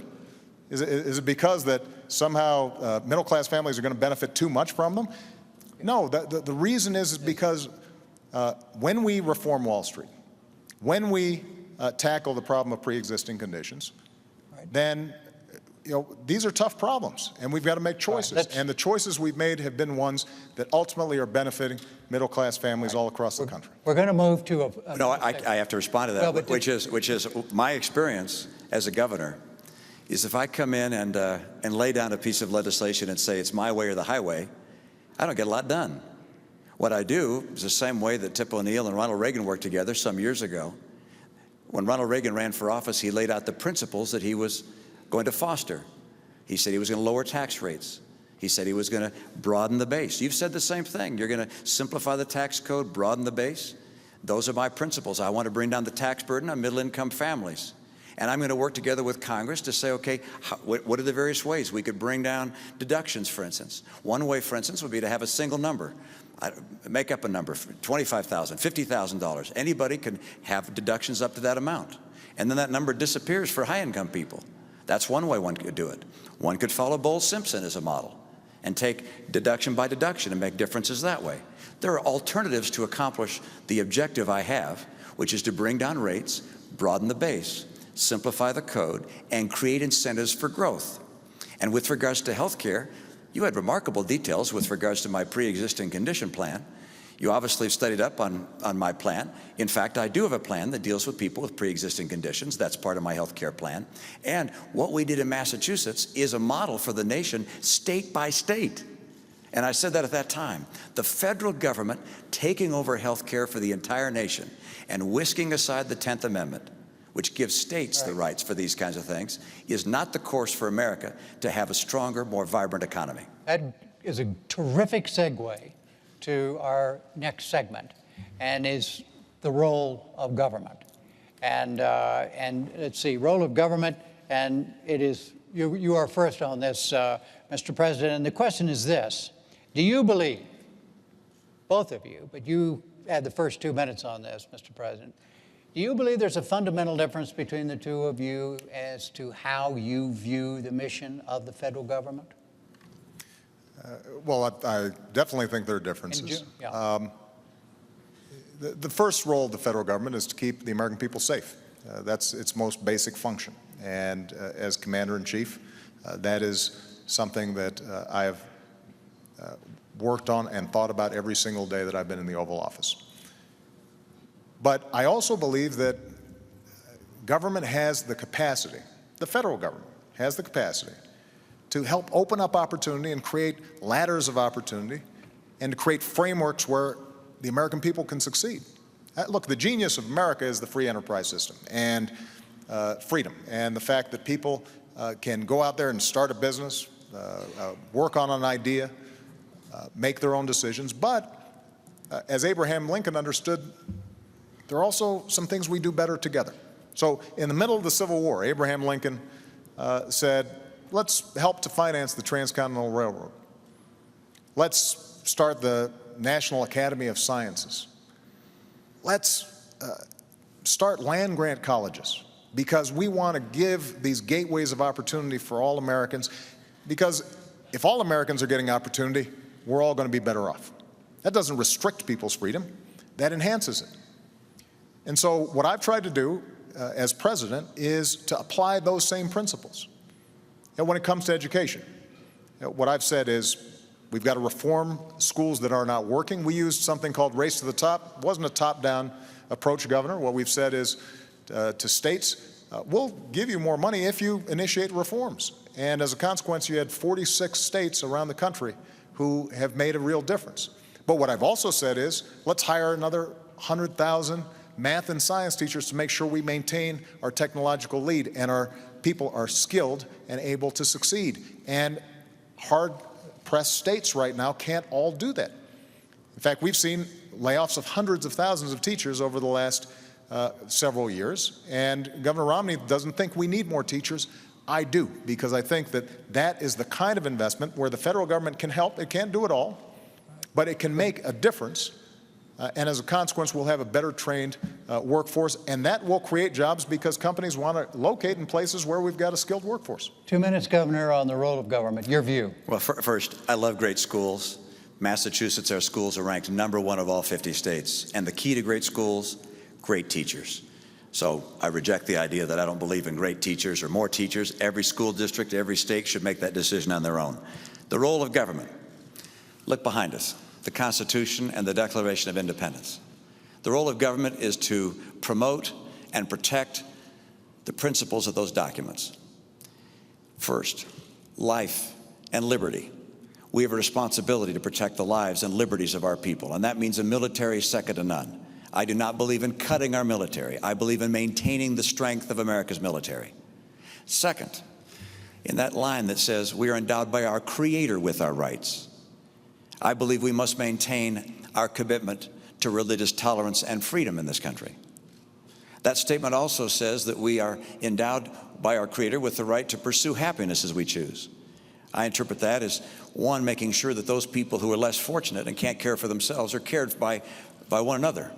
We're a nation that believes that we're all children of the same God, and we care for those that have difficulties, those that are elderly and have problems and challenges, those that are disabled. We care for them, and we look for discovery and innovation, all these things desired out of the American heart to provide the pursuit of happiness for our citizens. But we also believe in maintaining for individuals the right to pursue their dreams and not to have the government substitute itself for the rights of free individuals. And what we're seeing right now is, in my view, a trickle-down government approach, which has government thinking it can do a better job than free people pursuing their dreams, and it's not working. And the proof of that is 23 million people out of work. The proof of that is 1 out of 6 people in poverty. The proof of that is we've gone from 32 million on food stamps to 47 million on food stamps. The proof of that is that 50% of college graduates this year can't find work. We know that the path we're taking is not working. It's time for a new path. All right, let's go through some specifics in terms of how each of you views the role of government. Education. Does the federal government have a responsibility to improve the quality of public education in America? Well, the primary responsibility for education is of course, at the state and local level. But the federal government also can play a very important role. And I agree with Secretary Arne Duncan. It's some ideas he's put forward on Race to the Top, not all of them, but some of them I agree with, and congratulate him for pursuing that. The federal government can get local and state schools to do a better job. My own view, by the way, is I've added to that. I happen to believe I want the kids that are getting federal dollars from IDEA or Title I. These are disabled kids or poor kids or lower income kids, rather. I want them to be able to go to the school of their choice. So all federal funds, instead of going to the state or to the school district, I'd have go, if you will, follow the child and let the parent and the child decide where to send their student. How do you see the federal government's responsibility to, as I say, to improve the quality of public education in this country? Well, as I've indicated, I think that it has a significant role to play. Through our Race to the Top program, we've worked with Republican and Democratic governors to initiate major reforms, and they're having an impact right now. Do you think you have a difference with your views and those of Governor Romney about education? And this is where budgets matter, because budgets reflect choices. So when Governor Romney indicates that he wants to cut taxes and potentially benefit folks like me and him, and to pay for it, we're having to initiate significant cuts in federal support for education. That makes a difference. You know, his running mate, Congressman Ryan, put forward a budget that reflects many of the principles that Governor Romney's talked about. And it wasn't very detailed. This seems to be a trend, but what it did do is if you extrapolated how much money we're talking about, you'd look at cutting the education budget by up to 20%. When it comes to community colleges, we are seeing great work done out there all over the country because we have the opportunity to train people for jobs that exist right now. And one of the things I suspect Governor Romney and I probably agree on is getting businesses to work with community colleges so that they're setting up their training programs. Do you agree, Governor? Let me just finish the point. It's by what I suspect it'll be a small going very well in agreement. my state, by the way. Yeah. Where they're partnering so that they're designing training programs, and people who are going through them know that there's a job waiting for them if they complete it. Okay. That makes a big difference, but that requires some federal support. Let me just say one final example. When it comes to making college affordable, whether it's 2-year or 4-year, one of the things that I did as president was we were sending $60 billion to banks and lenders as middlemen for the student loan program, even though the loans were guaranteed. So there was no risk for the banks or the lenders, but they were taking billions out of the system. And we said, why not cut out the middleman? And as a consequence, what we've been able to do is to provide millions more students assistance, lower or keep low interest rates on student loans. And this is an example of where our priorities make a difference. Governor Romney, I genuinely believe, cares about education. But when he tells a student that you should borrow money from your parents to go to college, that indicates the degree to which there may not be as much of a focus on the fact that folks like myself, folks like Michelle, kids who attend University of Denver just don't have that option. And for us to be able to make sure that they've got that opportunity and they can walk through that door, that is vitally important, not just to those kids. It's how we're going to grow this economy over the long term. We're running out of time, gentlemen. Jim, so you have a chance. Yes, respond to that. Yes, sir, Governor. Mr. President, you're entitled as a president to your own airplane and to your own house, but not to your own facts. All right, I'm not going to cut education funding. I don't have any plan to cut education funding and grants that go to people going to college. I'm planning on continuing to grow, so I'm not planning on making changes there. But you make a very good point, which is that the place you put your money just makes a pretty clear indication of where your heart is. You put $90 billion into green jobs. And I'm all in favor of green energy. $90 billion. That would have hired 2 million teachers. $90 billion.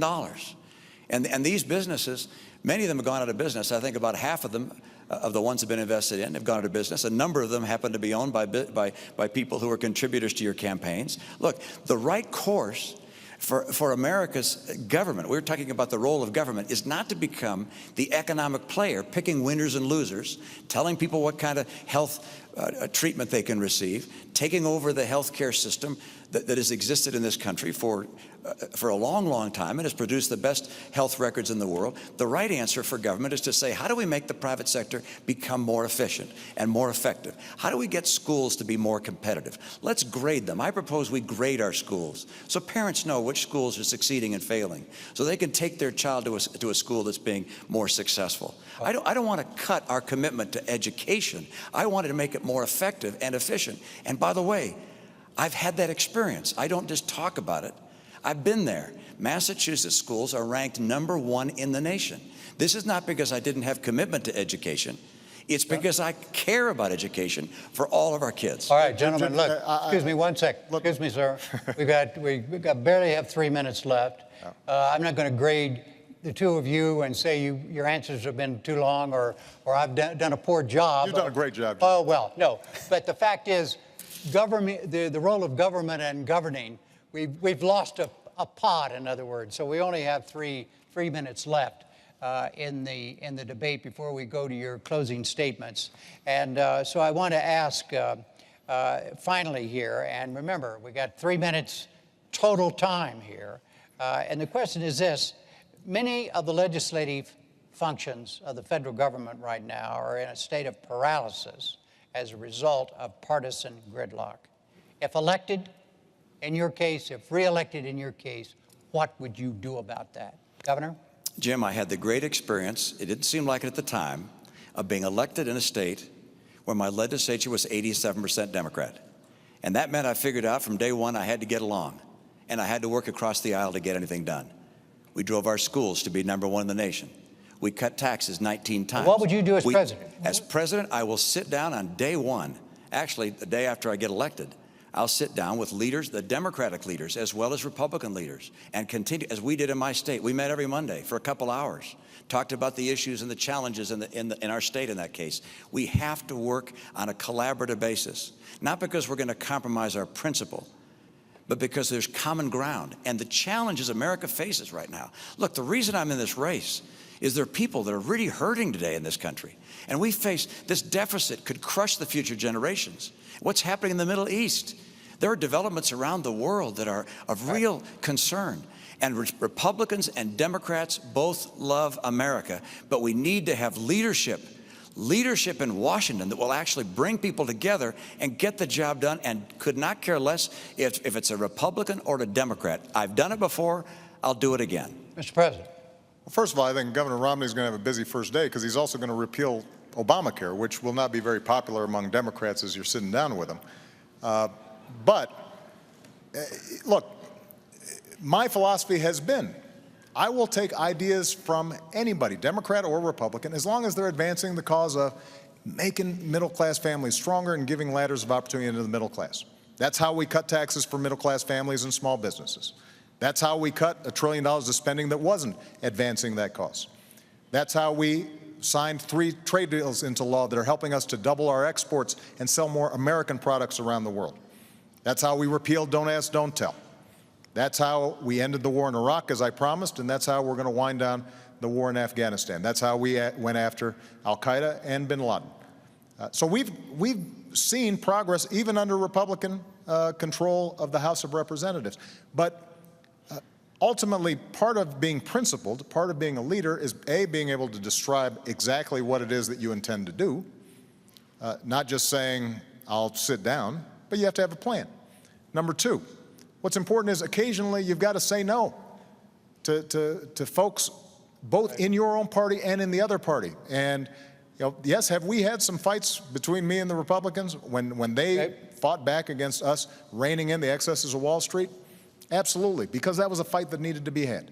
When we were fighting about whether or not we were going to make sure that Americans had more security with their health insurance, and they said no, yes, that was a fight that we needed to have. All right. And so part of leadership and governing is both saying what it is that you are for, but also being willing to say no to some things. And I've got to tell you, Governor Romney, when it comes to his own party during the course of this campaign, has not displayed that willingness to say no to some of the more extreme parts of his party. That brings us to closing statements. There's a coin toss. Governor Romney, you won the toss, and you elected to go last, so you have a closing 2 minutes, Mr. President. Well, Jim, I want to thank you, and I want to thank Governor Romney, because I think this was a terrific debate, and I very much appreciate it. And I want to thank the University of Denver. 4 years ago, we were going through a major crisis, and yet my faith and confidence in the American future is undiminished. And the reason is because of its people. Because the woman I met in North Carolina who decided at 55 to go back to school because she wanted to inspire her daughter and now has a job from that new training that she's gotten. Because a company in Minnesota who was willing to give up salaries and perks for their executives to make sure that they didn't lay off workers during a recession. The auto workers that you meet in Toledo or Detroit take such pride in building the best cars in the world, not just because of a paycheck, but because it gives them that sense of pride that they're helping to build America. And so the question now is, how do we build on those strengths? And everything that I've tried to do, and everything that I'm now proposing for the next 4 years in terms of improving our education system or developing American energy, or making sure that we're closing loopholes for companies that are shipping jobs overseas and focusing on small business companies that are creating jobs here in the United States, or closing our deficit in a responsible, balanced way that allows us to invest in our future. All those things are designed to make sure that the American people, their genius, their grit, their determination is channeled, and they have an opportunity to succeed. And everybody's getting a fair shot, and everybody's getting a fair share. Everybody's doing a fair share, and everybody's playing by the same rules. 4 years ago, I said that I'm not a perfect man and I wouldn't be a perfect president, and that's probably a promise that Governor Romney thinks I've kept. But I also promised that I'd fight every single day on behalf of the American people, and the middle class, and all those who are striving to get in the middle class. I've kept that promise, and if you'll vote for me, then I promise I'll fight just as hard in a second term. Governor Romney, your 2-minute closing. Thank you, Jim, and Mr. President, thank you for tuning in this evening. This is an important election, and I'm concerned about America. I'm concerned about the direction America has been taking over the last 4 years. I know this is bigger than an election about the two of us as individuals. It's bigger than our respective parties. It's an election about the course of America. What kind of America do you want to have for yourself and for your children?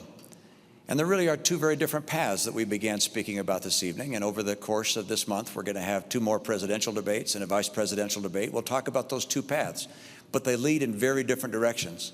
And it's not just looking to our words that you have to take an evidence of where they go. You can look at the record. There's no question in my mind that if the president were to be reelected, you'll continue to see a middle-class squeeze with incomes going down and prices going up. I'll get incomes up again. You'll see chronic unemployment. We've had 43 straight months with unemployment above 8%. If I'm president, I will help create 12 million new jobs in this country with rising incomes. If the president's reelected, Obamacare will be fully installed. In my view, that's going to mean a whole different way of life for people who counted on the insurance plan they had in the past. Many will lose it.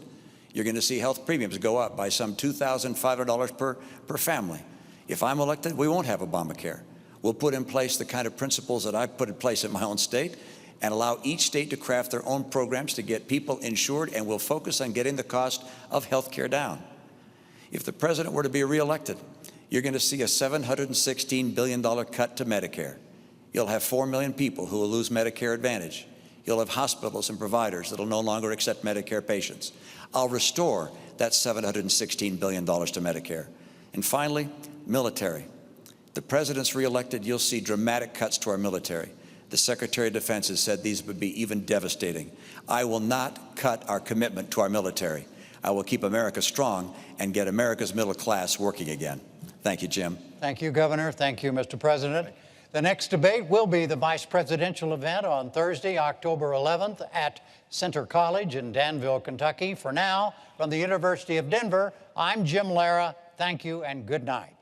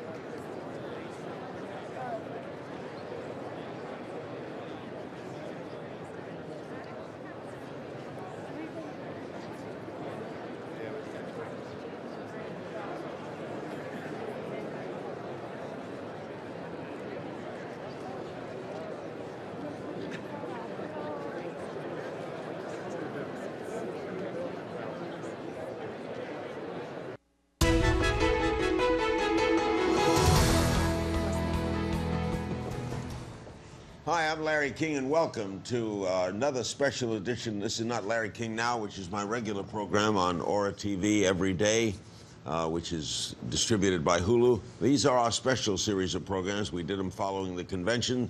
We'll do them following all 4 debates, and on election night, we'll come to you from the Reagan Library right here in Southern California. Our object is to discuss the debate as it just happened, get your comments and inquiries as well. We're happy to have you aboard. We ask you to subscribe, by the way, to youtube.com/OraTV. That's youtube.com/OraTV. You can subscribe to that. It's free. You get lots of information, lots of pointers as well. Let's meet our panel. Meghan McCain, columnist for the Daily Beast, best-selling co-author of America, You Sexy Bitch. I love that title. She is the daughter of the 2008 GOP presidential nominee, Senator John McCain. Michael Ian Black is the comic actor, writer, and director, and best-selling co-author of that book. Oh my gosh. Tanya Acker is the Democratic strategist, attorney, and commentator. She worked on the 2004 Kerry Edwards campaign.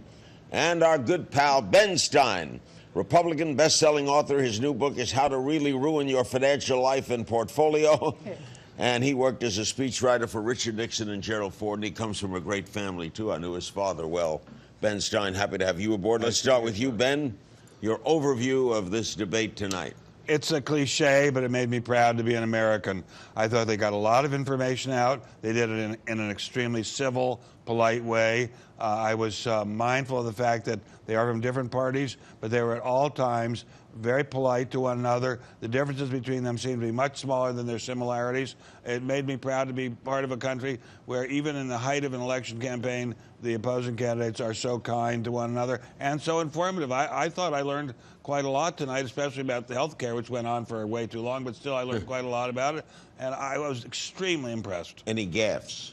I don't think I saw a single gotcha moment. I don't think I saw a single change of the terms of the debate moment. I just saw two very reasonable men working hard to earn my vote and earn the Americans' votes. I thought it was exactly what a debate should be. Megan? Yeah, the only gotcha moment was maybe Jim Lear. I mean, he got Kanye'd by Mitt Romney saying, I'm not going to let you finish, I'm going to keep going. But I agree with Ben. I thought it was incredible. It made me really proud of Mitt Romney. He really came out swinging. Even very liberal commentators on Twitter were saying that it was a great night for Romney, and he really came out and gave all the details, which is what we were been asking for. So you're saying he won the debate?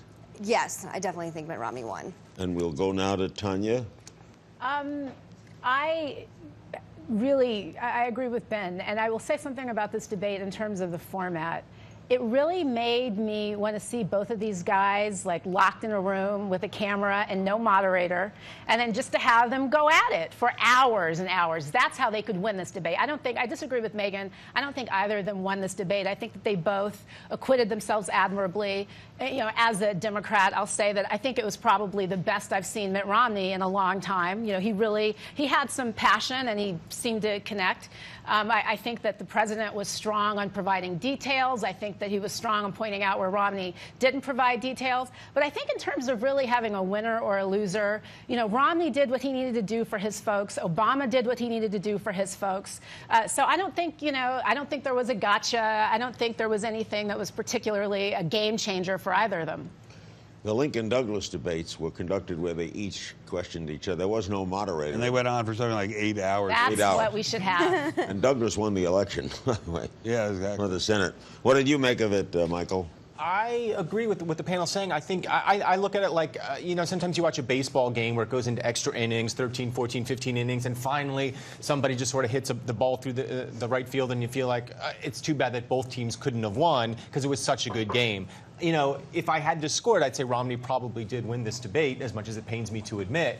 But I agree. I felt like I was watching two intelligent, informed, presidential candidates up there appealing to my vote, and I thought it was terrific. I thought, as I watched, I kept thinking, I am so lucky to be an American, so blessed to be an American and have these two very intelligent guys vying for my vote. I thought to myself, I would really like to have Romney win, and I think he seemed much more presidential than I could have expected him to be. But I thought Obama was so good that I was very impressed with him, too. I just thought this is a great night for America. It sounds like Ben Stein just endorsed Obama. I don't think so. He has not. On previous shows, you said you thought Obama would win this election. I think Romney may have opened up a little bit of space for him to come back at this point, for him to come back. I think he's seen, what I liked best for him was when he said, that's simply not true, Mr. President, when Mr. Obama was saying various things about Romney's position, and Romney corrected him several times and said, I'm not going to cut this, I'm not going to cut that, I'm going to do this, I'm going to do that. I liked it, but he said it in a very polite way. Everybody was so polite. I mean, you think to yourself of the way candidates campaign in bitter, angry countries, and then you think of this glorious America where even the most difficult enemies are so polite to each other. It's just wonderful. Megan, do you think it was a game changer? I think it's the beginning of a game changer. I think the discussion tomorrow, even, liberals on this panel are saying that it was a draw. It wasn't a great win for Obama, and I think Romney really came out swinging in a way that I haven't seen him before, and that's definitely some kind of a game change. In previous debates, though, the challenger usually has won the first debate because he has more to attack. Right. I mean, he's got a record.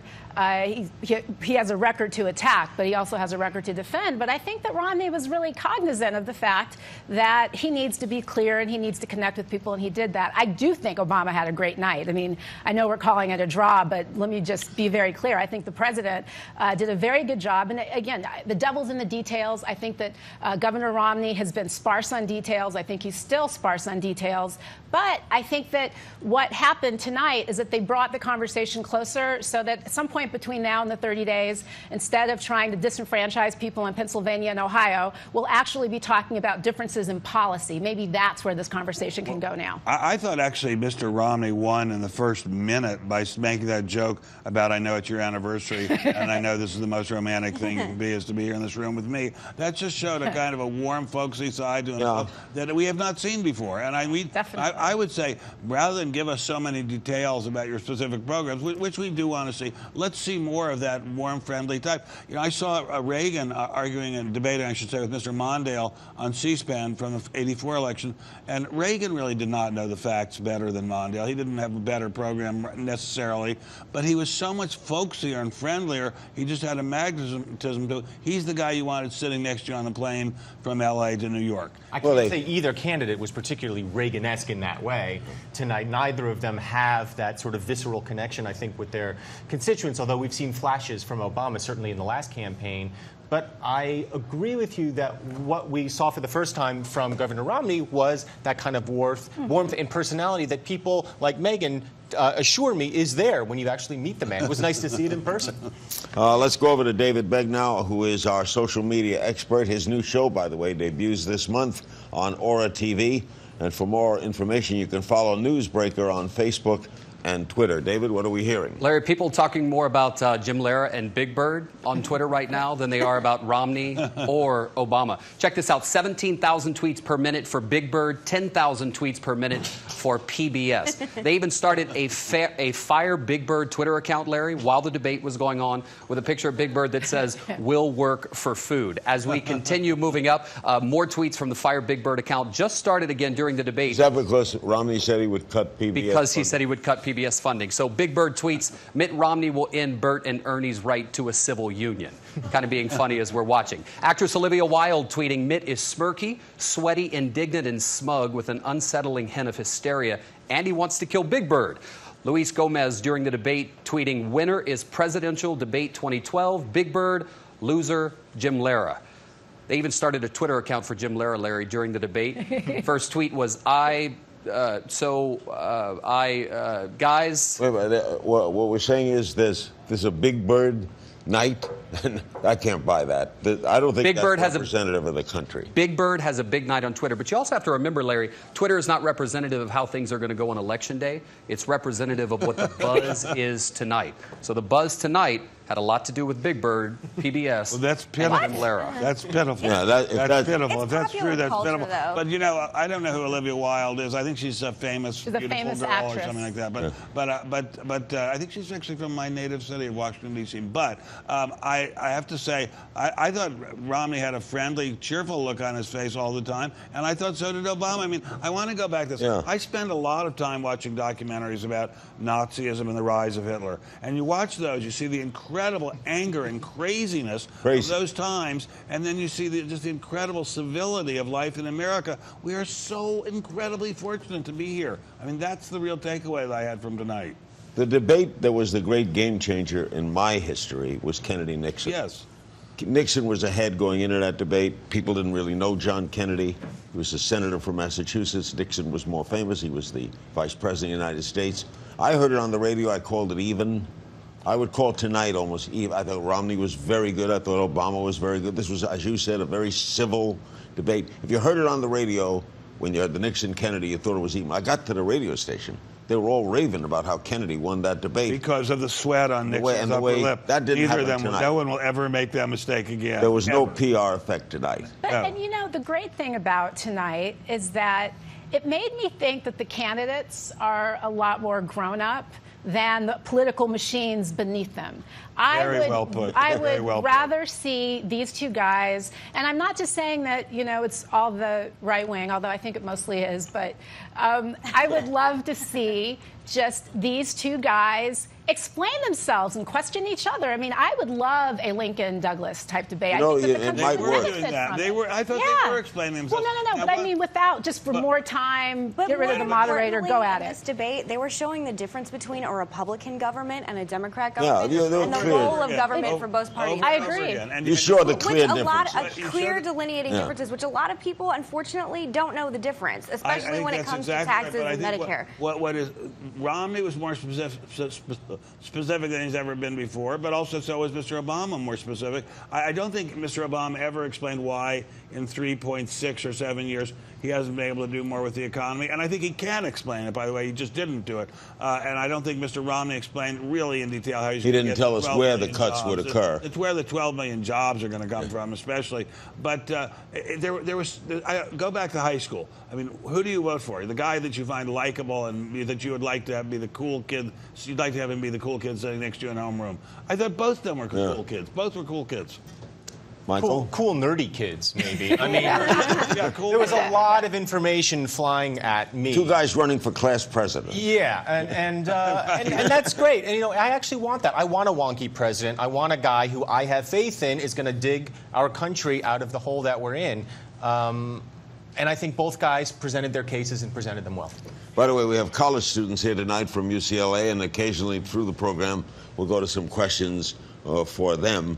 In an interview on Morning Joe earlier today, Bob Woodward wondered if it's possible to run for president and be true to yourself. Do you think they were tonight? Yes, and Bob Woodward doesn't know what he's talking about. I'm sorry, but yes, you can. Your run for father president. knows. Yes, and I think both these candidates, I think both President Obama remains true to himself, and I think Mitt Romney is remaining true to himself. That's a terrible thing to ask. I'm sorry. Well, I mean, I have to say, one of the questions about Mitt Romney is who is the real Mitt Romney? Because we've seen the Mitt Romney of the Republican nominating process, who's a very different guy than I think presented himself here today. Or was governor of Massachusetts. Or was governor of Massachusetts. But people evolve and change. I mean, even grown-ups, Exactly. even men, and I don't know. How old is Mr. Romney? Do you know? 65, right? 60, I think 60. Well, he looks great. Good. He apparently has the health of a But anyway, 45-year-old. My God. I think people evolve and change, and I think the fact that he was so moderate when there are so many in our party who would not like him to be moderate, who would like him to be more You think he was moderate tonight? very moderate. So did he hurt Yeah. himself with And- the Tea Party? No, I don't think he did hurt himself with the Tea Party, because I think he made the point, we're not going to do these drastic cuts, we're not going to do anything drastic, but we're going to work towards an America based on the free enterprise system, and that's going to be our goal, is to expand freedom across the board. And I thought that was excellent. How he's going to get to these things, I don't know, especially the education piece, that worries me to death. It was not a specific debate, was it? No, it was not specific, but as I say, so good-natured it just made me happy. But can I just say something, too? Given what has happened yesterday with the release of the Daily Caller video and the Drudge Report coming up with this video of Obama from, I believe, 4 years ago speaking, and there's, you know, debate on the internet about what this video means, I really thought that Mitt Romney showed that he is a more moderate and humanized candidate than what we were talking about earlier, that's maybe the pundits and the more right-wing extreme of the party are trying to ruffle up. Well, are you saying, Megan, that the right wing will be, the extreme right wing will be disappointed in his performance? No, I don't think anyone's going to be disappointed in his performance, but I was happy to see how statesmanly he looked, especially given that there is a lot of voices and static going on about things that, in my opinion, don't matter. Yeah, I think he showed an admirable amount of restraint, actually. I think he did himself a great service by not going for cheap shots, by not attacking in the way that maybe he did with Newt Gingrich or maybe did with Rick Santorum during the primaries. Making jokes about a birth certificate. Exactly. he was statesmanlike and very. great. I mean, I think mission accomplished for Mitt Romney. Well, there was no dirt at all, right? There was no dirt at all, and nobody tried to humiliate anyone or make anyone cry. I thought to myself, this is not like debates I've seen in the past. I mean, I remember the debate in 2000 between Gore and Bush, and Gore was sort of circling around Bush like he was going to punch him. I mean, it looked like a boxing match was about to start. And this was a very much more distinguished, dignified. Can we safely say, if you were an Obama supporter, he didn't lose you tonight. If you were a Romney supporter, he didn't lose you. But I think if you were undecided, you may have had an effect on the Romney. I think so. Right. I think so. I think if you were undecided and if you thought he was just a calculating machine for making profits, you saw a different guy. And if you thought he was a guy who was going to be incredibly hard-hearted to the poor, you saw a different guy. With us, joining us now from Google Hangout, is Eugene Kiley. He's Deputy Director of FactCheck.org. He's a veteran journalist. FactCheck.org is a project of the Annenberg Public Policy Center at the University of Pennsylvania, nonpartisan, nonprofit.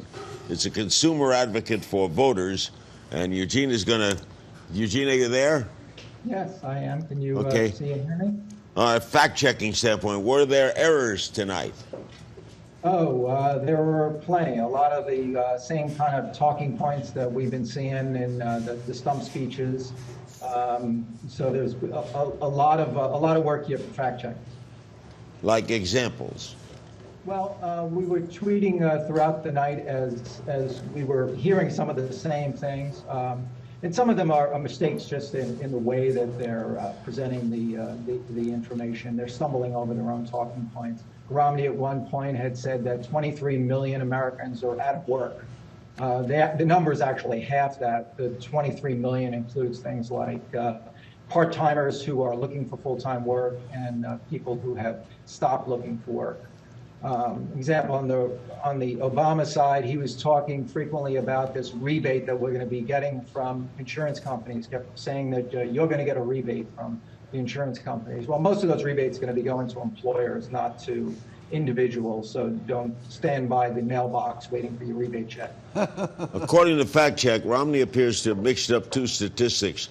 Obama's promise to reduce health insurance by $2,500, an optimistic claim we've questioned several times. This is Fact Check. The actual rise in insurance premiums, as we report in March, the average cost of a family policy rose by $1,300 between 2010 and 2011. According to the Kaiser Family Foundation's annual survey, even if you include the year before, the increase was $1,700, not $2,500. Moreover, the $1,300 rise in premiums between 2010 and 2011 is the total cost for both employers and employees, not $1,300 out of pocket for the average family. Obama says he'd increase tax rate on high-income earners to no more than they paid under Clinton. That is not true. Romney says he will pay for the $5 trillion tax cut without raising the deficit or raising taxes on the middle class. Experts say that's not possible. Well, but he said he wasn't going to have a $5 trillion tax cut, so I don't know what these people are checking. He said over and over again, I'm not going to have a $5 trillion tax cut, so I'm not sure what they're checking on. So they're checking. Right. Well, what that $5 trillion figure represents is the amount of money that it would cost to reduce across the board the marginal income tax rates by 20%. So the question is, where do you get the $55 trillion over 10 years? $5 trillion. Right, but he said he wasn't going to do that. I mean, whatever. But his entire tax plan is reducing all rates by 20%. He said he wasn't going to do that. He said his plan was that he would not reduce any taxes if it added to the deficit. So he's now laid out his tax plan. He's going to reduce the tax rate. Well, he has said he wouldn't reduce any taxes that in such a way as to add to the deficit. So we just had it from the horse's mouth. So, but he said he would reduce the rate. You're mixing up tax rates and taxes. He said he's not going to reduce taxes for the wealthy, but he did say, and he's not backing away from this, of course, is that he's going to reduce the tax rates by 20%, which he thinks will spur economic growth. Well, he said about 10 times tonight, I'm not going to have that $5 trillion tax cut that you keep talking about, Mr. Obama, and I'm not going to cut taxes in any such way as increases the deficit. So I'm not. Well, Obama tried to explain where it came from, right? Didn't he? He tried to explain where it came from, and he was corrected over and over again by the guy whose plan it is. I think we should at least give Mr. Romney some credit for knowing his own plan. I mean, I don't know why we're assuming that it's a different plan from what he just said about 20 minutes ago on TV. I think I would assume it's because as the president said, because for the last 18 months he's been saying, I'm going to reduce the tax rate by 20% across the board. He's been saying that. Right, but now he's saying something else. So he's allowed to change and grow. But, you know, Ben and I were both lawyers, and so if you really parse what Mitt Romney said, he said, I'm not going to reduce taxes, that it will increase the deficit. So presumably what I'm hearing is that he's going to reduce this tax rate, and then there's going to be some very draconian spending cuts that are going to affect the middle class, that are going to raise costs in the middle class that have yet to be articulated. Well, so it really does come to math. I mean, it doesn't really.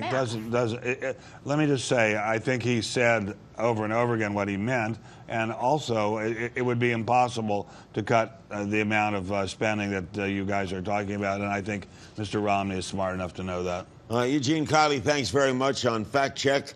Let's go back over. Let's join us. Joining us now is Howard Bragman as well. He's vice chairman of Reputation.com, PR and communications expert. He was with us earlier in our pre-debate show. What was your analysis of the debate? You know, I think we talked on the pre-show. The winner's the American people. There's very clear policy differences between these two guys. And I said, I hope people would listen to the policies and not go for zingers and smugness and smirks. And I think the American people can win. But the second thing I said was, this debate is going to be parsed over the next 12 or 24 hours online on social media by fact checkers, by people who are going to look at old clips. I will tell you, the president was a little bit wonky and a little bit detailed, and Romney was a little bit vague.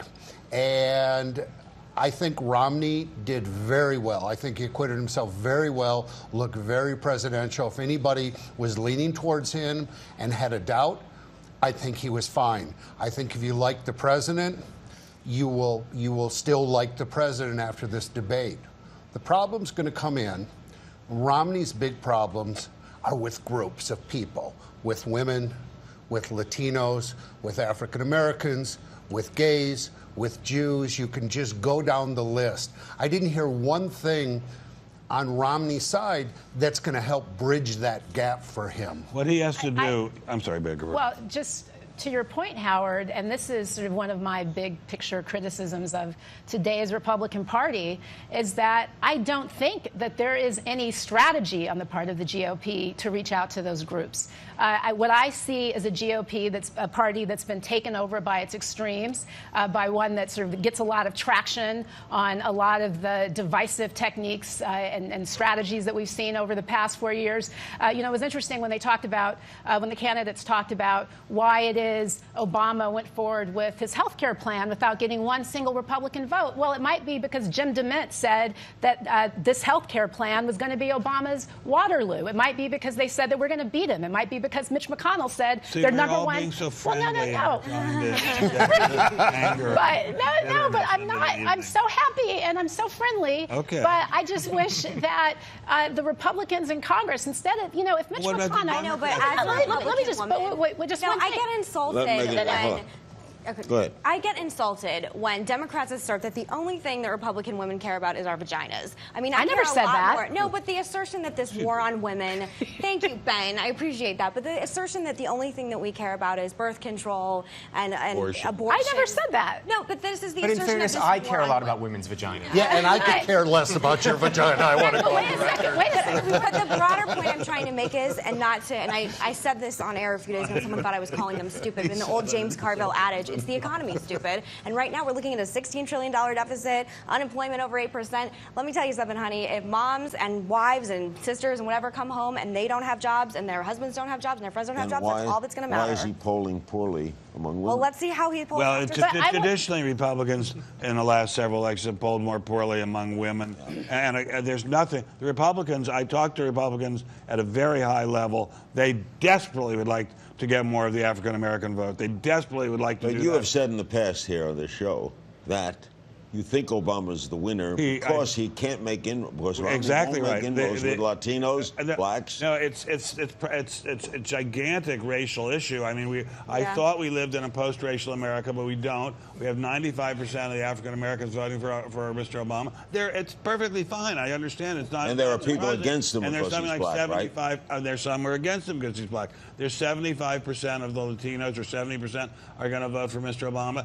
I think we're seeing America fractionate into tribes, but I did see tonight none of that. I saw tonight nothing but reasonableness, calm, and civilization. David Begnaud, what's anything away from Big Bird? Larry, we've been tracking the buzz volume throughout the night since the very start of the debate. The president right now tracking live at 1,600 tweets per minute. Mitt Romney at 1,800. It was the reverse prior to the debate. The president had way more tweets. Look at this. The spike, the biggest spike of the night for President Obama came at the beginning when he wished his wife a happy anniversary.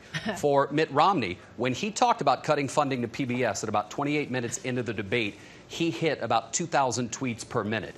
The president, when he mentioned Social Security about 42 minutes into the program, saw a pretty good spike. But across the board, you see a lot of red.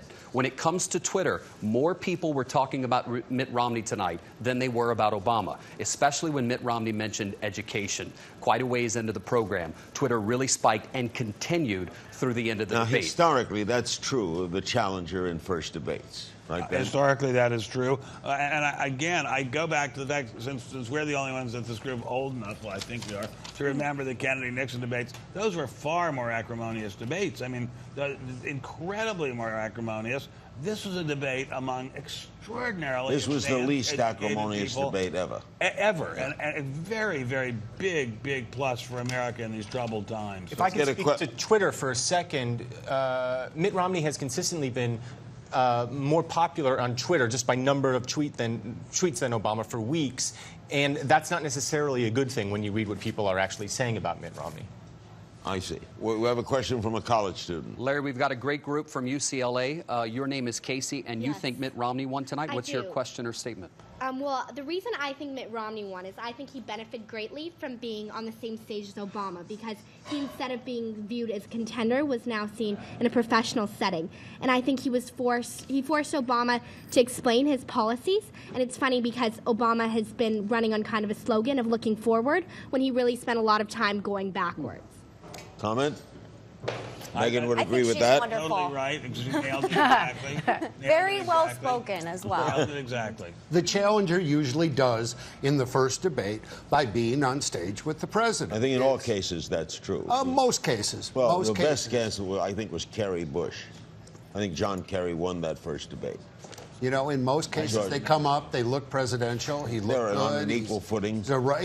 Listen, Romney has looked presidential from the start. There's been not any question You were about casting that. a president. But you know, Totally. I wrote a piece just recently, just a few days ago, for the American Spectator, and I said, Romney, even to me, as a Republican and a political animal, is a mystery man. He's much less of a mystery man as of tonight, and not in terms of his policy, but he's just a smarter, more civilized, more pleasant, lively intellect than I thought he was. But I think he has caused himself some problems with his continued vagueness about the programs. And you talked about the spike, and the work I do at Reputation.com is analyze sentiment online. And while there's a spike in interest, those were both bad moments. Talking about PBS going away was a bad moment for Romney. If that's the best example he could choose, I think he should have chose a better one. And for the president, talking about Social Security that he agreed with Mitt Romney, that was a bad moment for him. We have a special guest on the phone, your father. Oh, Senator John McCain, maybe the most frequent Larry, guest how are ever. you? Maybe our most frequent guest on the old Larry King Live. It's a great pleasure to have him join us. You were in that spotlight 4 years ago. What did you make of tonight, John? I think if it was a fight, they would have stopped it. I think Romney knocked him out of the ring. I really do. And obviously, I'm very biased, but it seemed clearly the president was off his game. And by the way, I was listening on that conversation. There have been a couple of times where the president has looked very poor, and the best example, I think, was the first Reagan-Mondale debate, as you remember, and he had to come back in the second debate. But going into this, I think that, one of the things that surprised me, among other things, was when Mitt kept saying, you cut $761 billion out of Medicare. And Obama had no response for that. And you know why he didn't? Is because they did. I had the First Amendment on Obamacare when we were debating it to restore the funds that they cut out of Medicare to pay for Obamacare.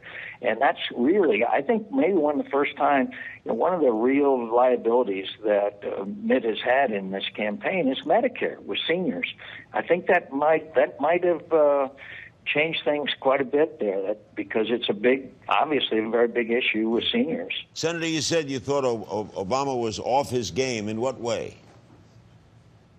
Well, first of all, I think his answers were complicated. As you already talked about, he was 4 minutes longer than Mitt was. I'm not sure that he conveyed a big picture on things. And I also think that people really don't understand some of the things. Well, for example, want to hire 100,000 new teachers. That's fine. I thought Mitt Romney's statement, where he spent $90 billion on green energy, half of them which have failed, you could hire 1 million teachers. I thought that was really, he was on, and the president had no response to that. And so, look, as you all have been talking, the vice presidential debate will be important. We have Joe, the gift that keeps on giving Biden. We've been burdened for the last 4 years. The middle class has been burdened the last 4 years. And that'll be an interesting one, because I know Paul Ryan, and he's quite a wonk, as you know. So it'll be very interesting to see those two contrasts. And one thing I know about this president is that he's good, and he's smart, and he's got good people around him. And I think you may see a very different president in the second debate. Do debates matter? I think Mitt tonight was on his game. In other words, he had a comeback. I mean, for example, on this issue of Dodd-Frank, they did exempt the major financial institutions in America, and on the others, they still haven't issued the regulations. So how could you say that Dodd-Frank was anything but a failure? And I know that most Americans don't know Dodd-Frank from, exactly what they're talking about. But so, look, I think people have good nights and bad nights. I certainly have had that experience. And the fact is that Mitt did very well tonight, and I think the president was a little bit surprised by him. You know what I mean? So you think Obama will improve in the next debate, which is 2 weeks away? Absolutely. I guarantee it. Look, this is a very smart man, the President of the United States, and he knows how to give a speech, and he knows, I can assure you, the next one, he will be far better prepared. I think he was a bit surprised. Frankly, I think all of us were surprised at how well Mitt did. Don't you think, Ben? Yeah, you've debated Romney in the past, right? I've debated Romney and I've debated Obama, and I know. I can tell you that Mitt was a lot better tonight than I had ever seen him. Megan, you watched them all. What do you think? I thought he was. Oh, you guys did. I agree, Dad. Your daughter agrees. Do you think also? That's the first time in a long time that my daughter agrees. You don't always agree with her. No, it's so funny. I don't know if I've ever actually been on air with my dad before. This is a first. Other than in a family interview about, being part of the McCain family. So, hi, Dad. Now, I think Senator McCain has got it exactly right. Romney showed he was a lot smarter than people thought he was. I mean, I kept thinking, well, duh, he got a Harvard Law degree and a Harvard Business School degree and made a huge amount of money and was considered even by many Democrats the best governor Massachusetts has ever had. So something's going on there, and we saw some of that tonight. On the other hand, clearly Mr. Obama is a terribly smart, capable, and I thought remarkably conciliatory gentleman. So you agree with John? You expect Obama to be better next time? Oh, I'm sure he'll be far more aggressive, but also still be polite. I think Senator, do you agree with what Ben said earlier, that this was a very civil debate that made you proud to be an American? I think it was. I think it was civil. I thought that a couple of Obama's zingers, and they were very polite, kind of fell flat because, you know, one thing about zingers is that you better have the right timing, otherwise they fall flat, you know. And so that's why I've always tried not to rehearse one of these, you know, quips, because a lot of times it looks so artificial.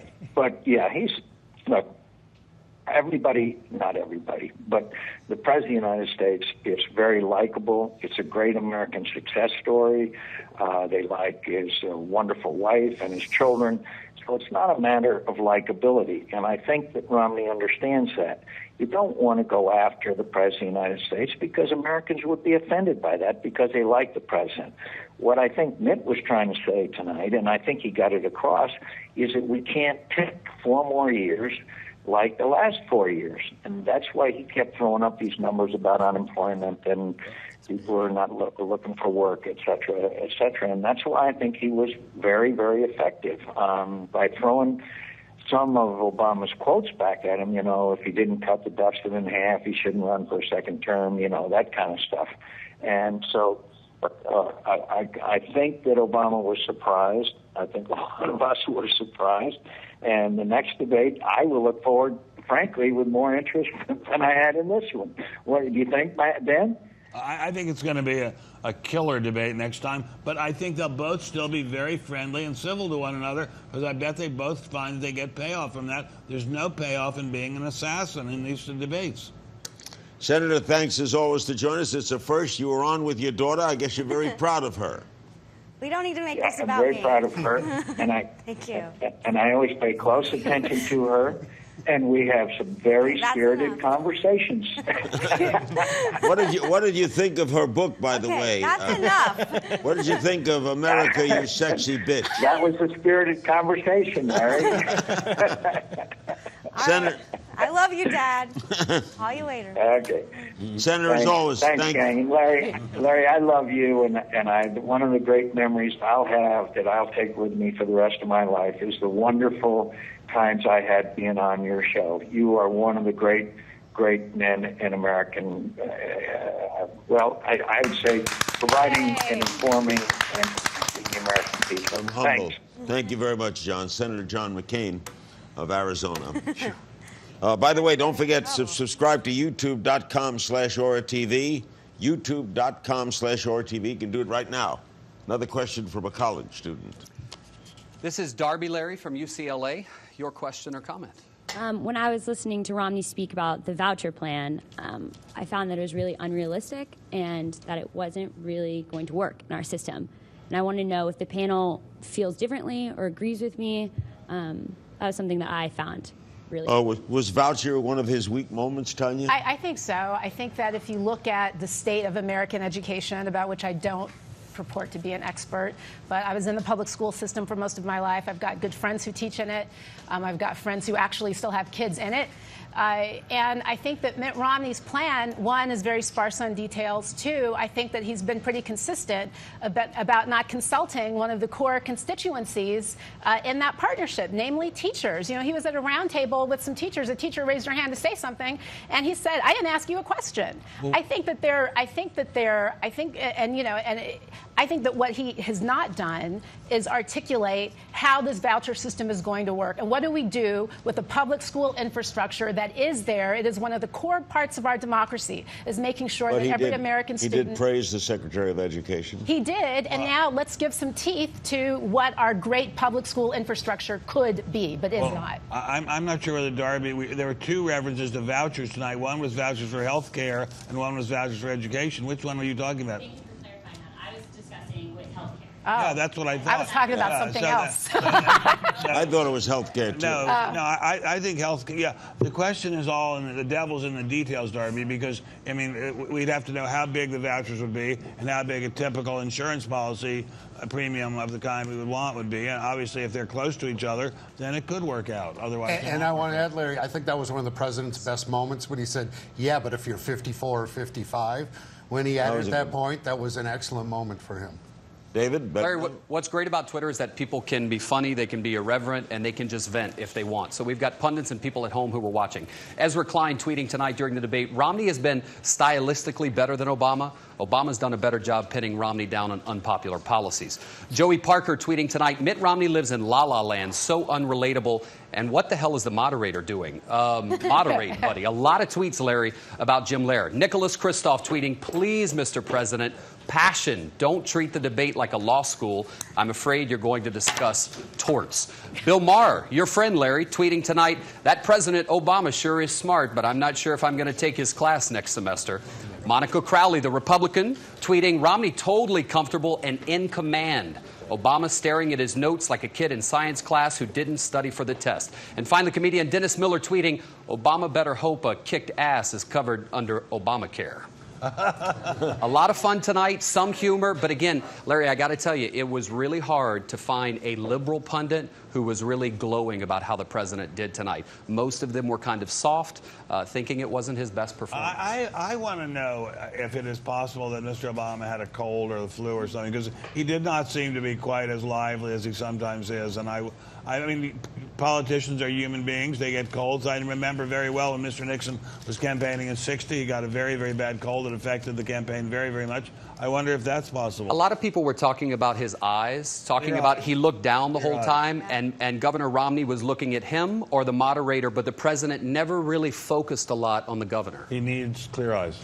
He needs clear eyes. There you go. He missed a lot of opportunities. He was sticking to his script to the point that he wasn't as opportunistic. We talked about it before. I said, what the president has to do is not lose, and I think you could make the argument that he didn't, quote-unquote, lose, but he can't be so cautious that he gets beat up, and I think he was a little overly cautious. So but I he did punted. think stylistically with the camera, him looking down the entire time, Didn't work.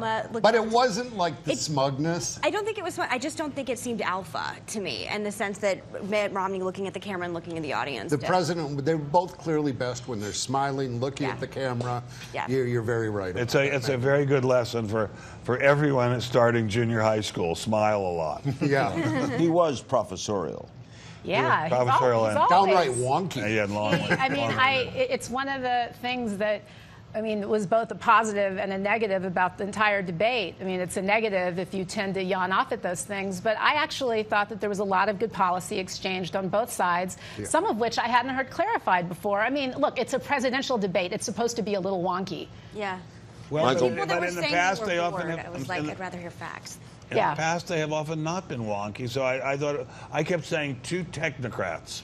Basically, we're not seeing two ideologues, we're seeing two technocrats. And to me, that's not a bad thing. If I could defend Jim Lehrer for a second, Yes. because I think he's going to get beat up a lot. I actually thought him sort of removing himself from the debate worked beautifully. The fact that he wasn't making it at all about himself and was really just kind of there as an umpire to sort of keep people on time. And they were keep keeping civil. If they were not getting civil, I think he would have stepped So why are people angry at him, do you think? I think he got Kanye'd. Because I think anytime a candidate can say, I'm sorry, I'm not going to listen to you, I'm going to continue what I'm saying. I mean, it looked great for the viewer. I enjoyed it, but I don't think... You think Lehrer should have been more forceful? I mean, When they let him ran do over what he time? wants. What's I just amazing don't is think that it's great that's for his even an career. issue, how the behavior of the moderator. It shows both sides did so well, and there was so little in the way of an overwhelming victory or defeat that we've got to even talk about the moderator. It shows it was pretty close to a tie, but I go back to saying what your people are saying, which is if even the liberals are not crowing about Obama, it shows something big happened tonight.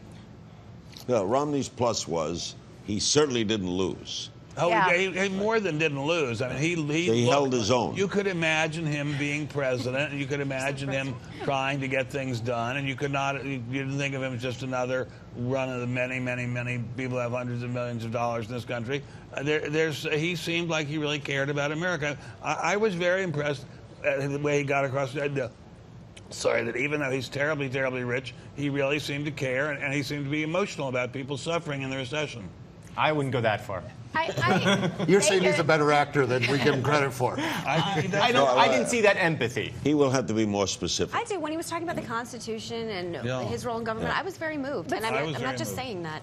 You know, Megan just whispered to me that I looked frustrated, but I'm not. But what you're seeing on my face is I think that there is this dynamic that takes place when you start dissecting these campaigns. And yes, I am going to vote for Barack Obama. I think he will be a far better president than Mitt Romney. But I feel like there's this tendency, both, you know, in the social media space, for somebody like me, if I'm like, oh, you know, Mitt Romney actually did a good job today, they're like, oh my God, Obama lost the debate because the liberals aren't saying that Mitt Romney screwed up. You know, I'm allowed to think that the guy acquitted himself admirably. But do you know how hard it is to get a liberal to say anything nice about Mitt Romney? I mean, anything at all. So the fact that they're not just pounding all over him is it's hard to a big has the success Tea story. Party ever said anything nice about the president? There are a lot of Republicans that can say nice things about. I agree, Republicans. 20% of Republicans say nice things about Mr. Obama all the time. But this actually goes back to the point I was making earlier, which was not about Megan's vagina, but about where the Republican Party. The role of women. No,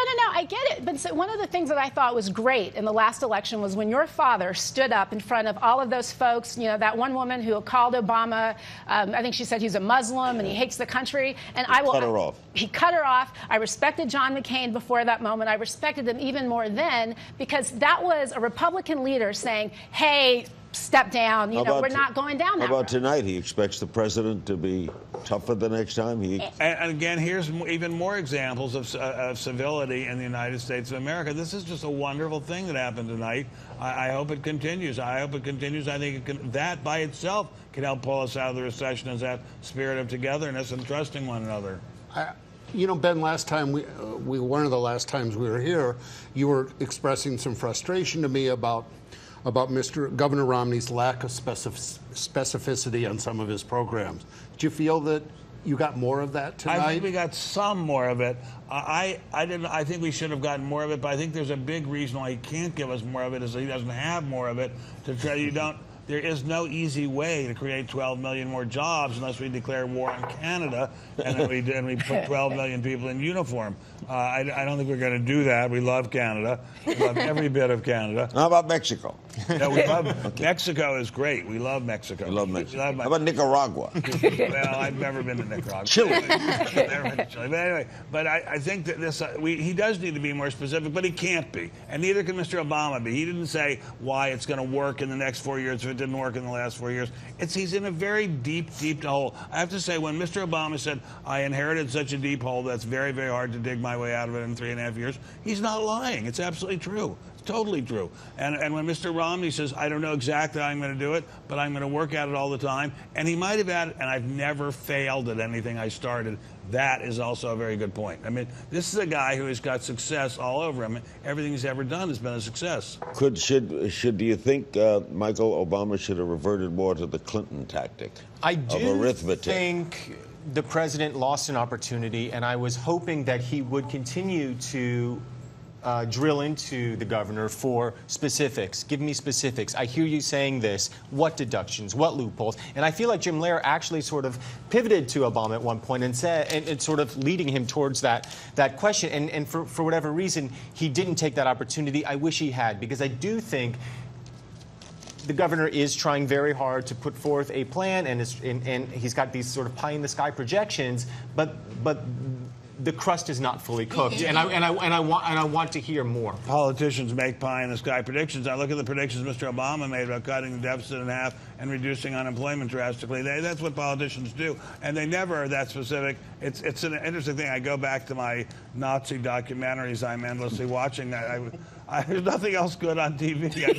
I have to watch my DVDs over and over again. That's why you have to watch the internet. And I see that people, that Hitler said, I'm not going to make specific promises. You just have to trust me. So this is, I will promise. Did you just compare He's equating Romney with Hitler, and I don't think that's I'm saying all politicians, even the worst and the best, the most evil and the most wonderful, can never be pinned down about exact details. But when you're making these kinds of very overreaching tax policy promises, I'm going to cut your rates 20%, which is what he's been saying. you have to be able to back that up with something. But he just said he wasn't going to do that. And also, I understand what he said tonight. Mr. Obama said, I'm going to cut the deficit in half. You have to back that up with something. He said, we're going to double exports. You have to back that up with something. He said, we're going to keep unemployment below 8%. You have to back that up with something. Politicians of all stripes, from wonderful ones like the one we were watching tonight to the ones who are pure evil, are often very vague. I will say that Obama did try twice. Early on, he said Romney's big, bold idea was never mind, quote unquote. That was a good line. That was a good line. And the other good line he had is Romney trying to keep his plans secret because they're so good, which was a good line. I was reading what a lot of people were tweeting and sending me as this was going on, and they characterized the debate this way. Obama, here are my ideas and details. Romney, I'm going to repeal your ideas, but I'm not telling you mine. And I think I still feel a lot of that. But Romney came across as, at least to me, now this may be because I started liking him, but he came across as a super likable guy who was not at all radical. I couldn't agree with you more. Did he seem at all radical? I mean, like if you see some really fire-eating person from the Tea Party at a rally on TV, and then you compare that with Romney, he's not even remotely in that. No, no, but that's the same idea. The ideas that he supports and the platform he supports, which is a federal gay marriage amendment, repealing Roe v. Wade. These are radical ideas, and he did not. Well, I must have been eating a piece of pizza or something when that happened. I didn't even hear that part. No, he didn't talk about that, but I'm saying these issues still remain. The thing I would say in terms of whether or not Governor Romney is or is not a rabid right-winger, I think in his heart he is not. But what troubles me, and this is the point I was going to earlier, is that rather than standing in front of a crowd of rabid right-wingers and saying, as Senator McCain did,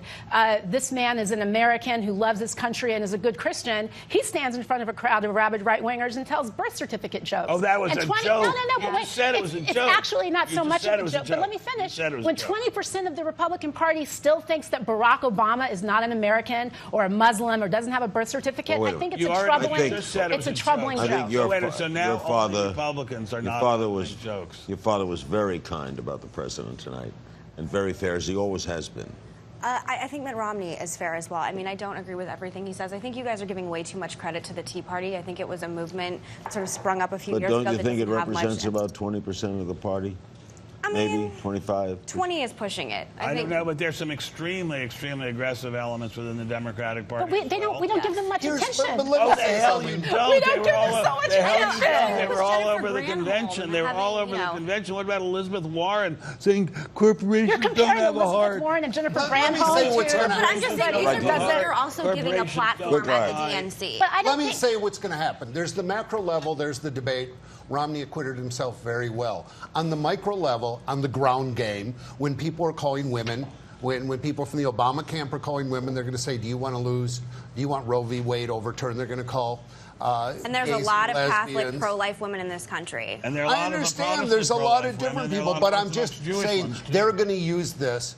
They're going to use the platform. They're going to use the ideas that Romney has endorsed One of the against things them. I have been combating for months, my time span right now is off, but I believe a few months now, is Todd Akin. Listen, I'm not admitting that this hasn't done a lot of damage, especially with young women, but I'm saying when it comes down to it, I think the economy will be the overriding issue that people will go into. Let's go back over to David Begnaud. Larry, let's talk conversation topics. Of the serious issues being tweeted tonight from the start of the debate, get a look at this. Education, 6,000 tweets since the debate started. More people talking about that in relation to the candidates than anything else. Economy coming in second. Health is third, followed by the environment, taxes, and the middle class. But once again, education, we saw a lot of tweets about student loans and teachers, more jobs for teachers. Also want to remind your viewers, Larry, you can subscribe to our YouTube page. You can't miss it. At the very far left, we've got the big orange button. Go and click on it, and you can see your interview with Megan and Bill Maher and with the governor, who you interviewed today. The governor of, former governor of New Mexico. Indeed. The Libertarian candidate. I'm surprised that taxes was low on that. Low on this debate, surprising, especially since it was about domestic policy, but we may see more. We also polled our very small audience from UCLA, Larry, about what they thought of the debate tonight. The majority of the students here, political science students, thought the governor won tonight. Elizabeth was one of those that thought the governor won. And you have a question for the panel. Yeah, I think the overall consensus was that Mitt Romney did a really good job tonight, and I think that was surprising to a lot of people, including myself. So I'm just wondering if you all think that he has the capability to continue to compete with a man who's already established himself as a really good public speaker. Absolutely. There's no question that the governor has gone through 6 years of running for president, and all of that experience, that debate experience, it came to the fore tonight. He's a very good debater. He was very good in the primaries towards the end, especially. He's a good student. He presents his arguments well. He's a very, very bright guy. And what this debate illuminated more than anything else wasn't so much the qualifications of either guy, so much as Megan said, it really was about the sharp delineations between the Democratic Party and the Republican Party. All of that, I think, is actually very good for discourse in this country. Well, all in all, a good night for Romney, the president, and for America, and for the country. The next debate is the vice presidential debate. It's a week from tomorrow night. We'll be on following that debate, and then the next following two presidential debates are the 2 weeks after that. I thank you all very much. I thank our students as well from UCLA for their participation. I thank David as well. We'll be back with you on Aura TV tomorrow night, when our guest will continue to be Governor Johnson, the former governor, part 2 of New Mexico, the candidate of the Libertarian Party. And we'll be back a week from Thursday night right here on YouTube with our follow-up to the vice presidential debate. On behalf of our panel, our students, and everybody involved with this, we thank you, and we bid you a pleasant good evening.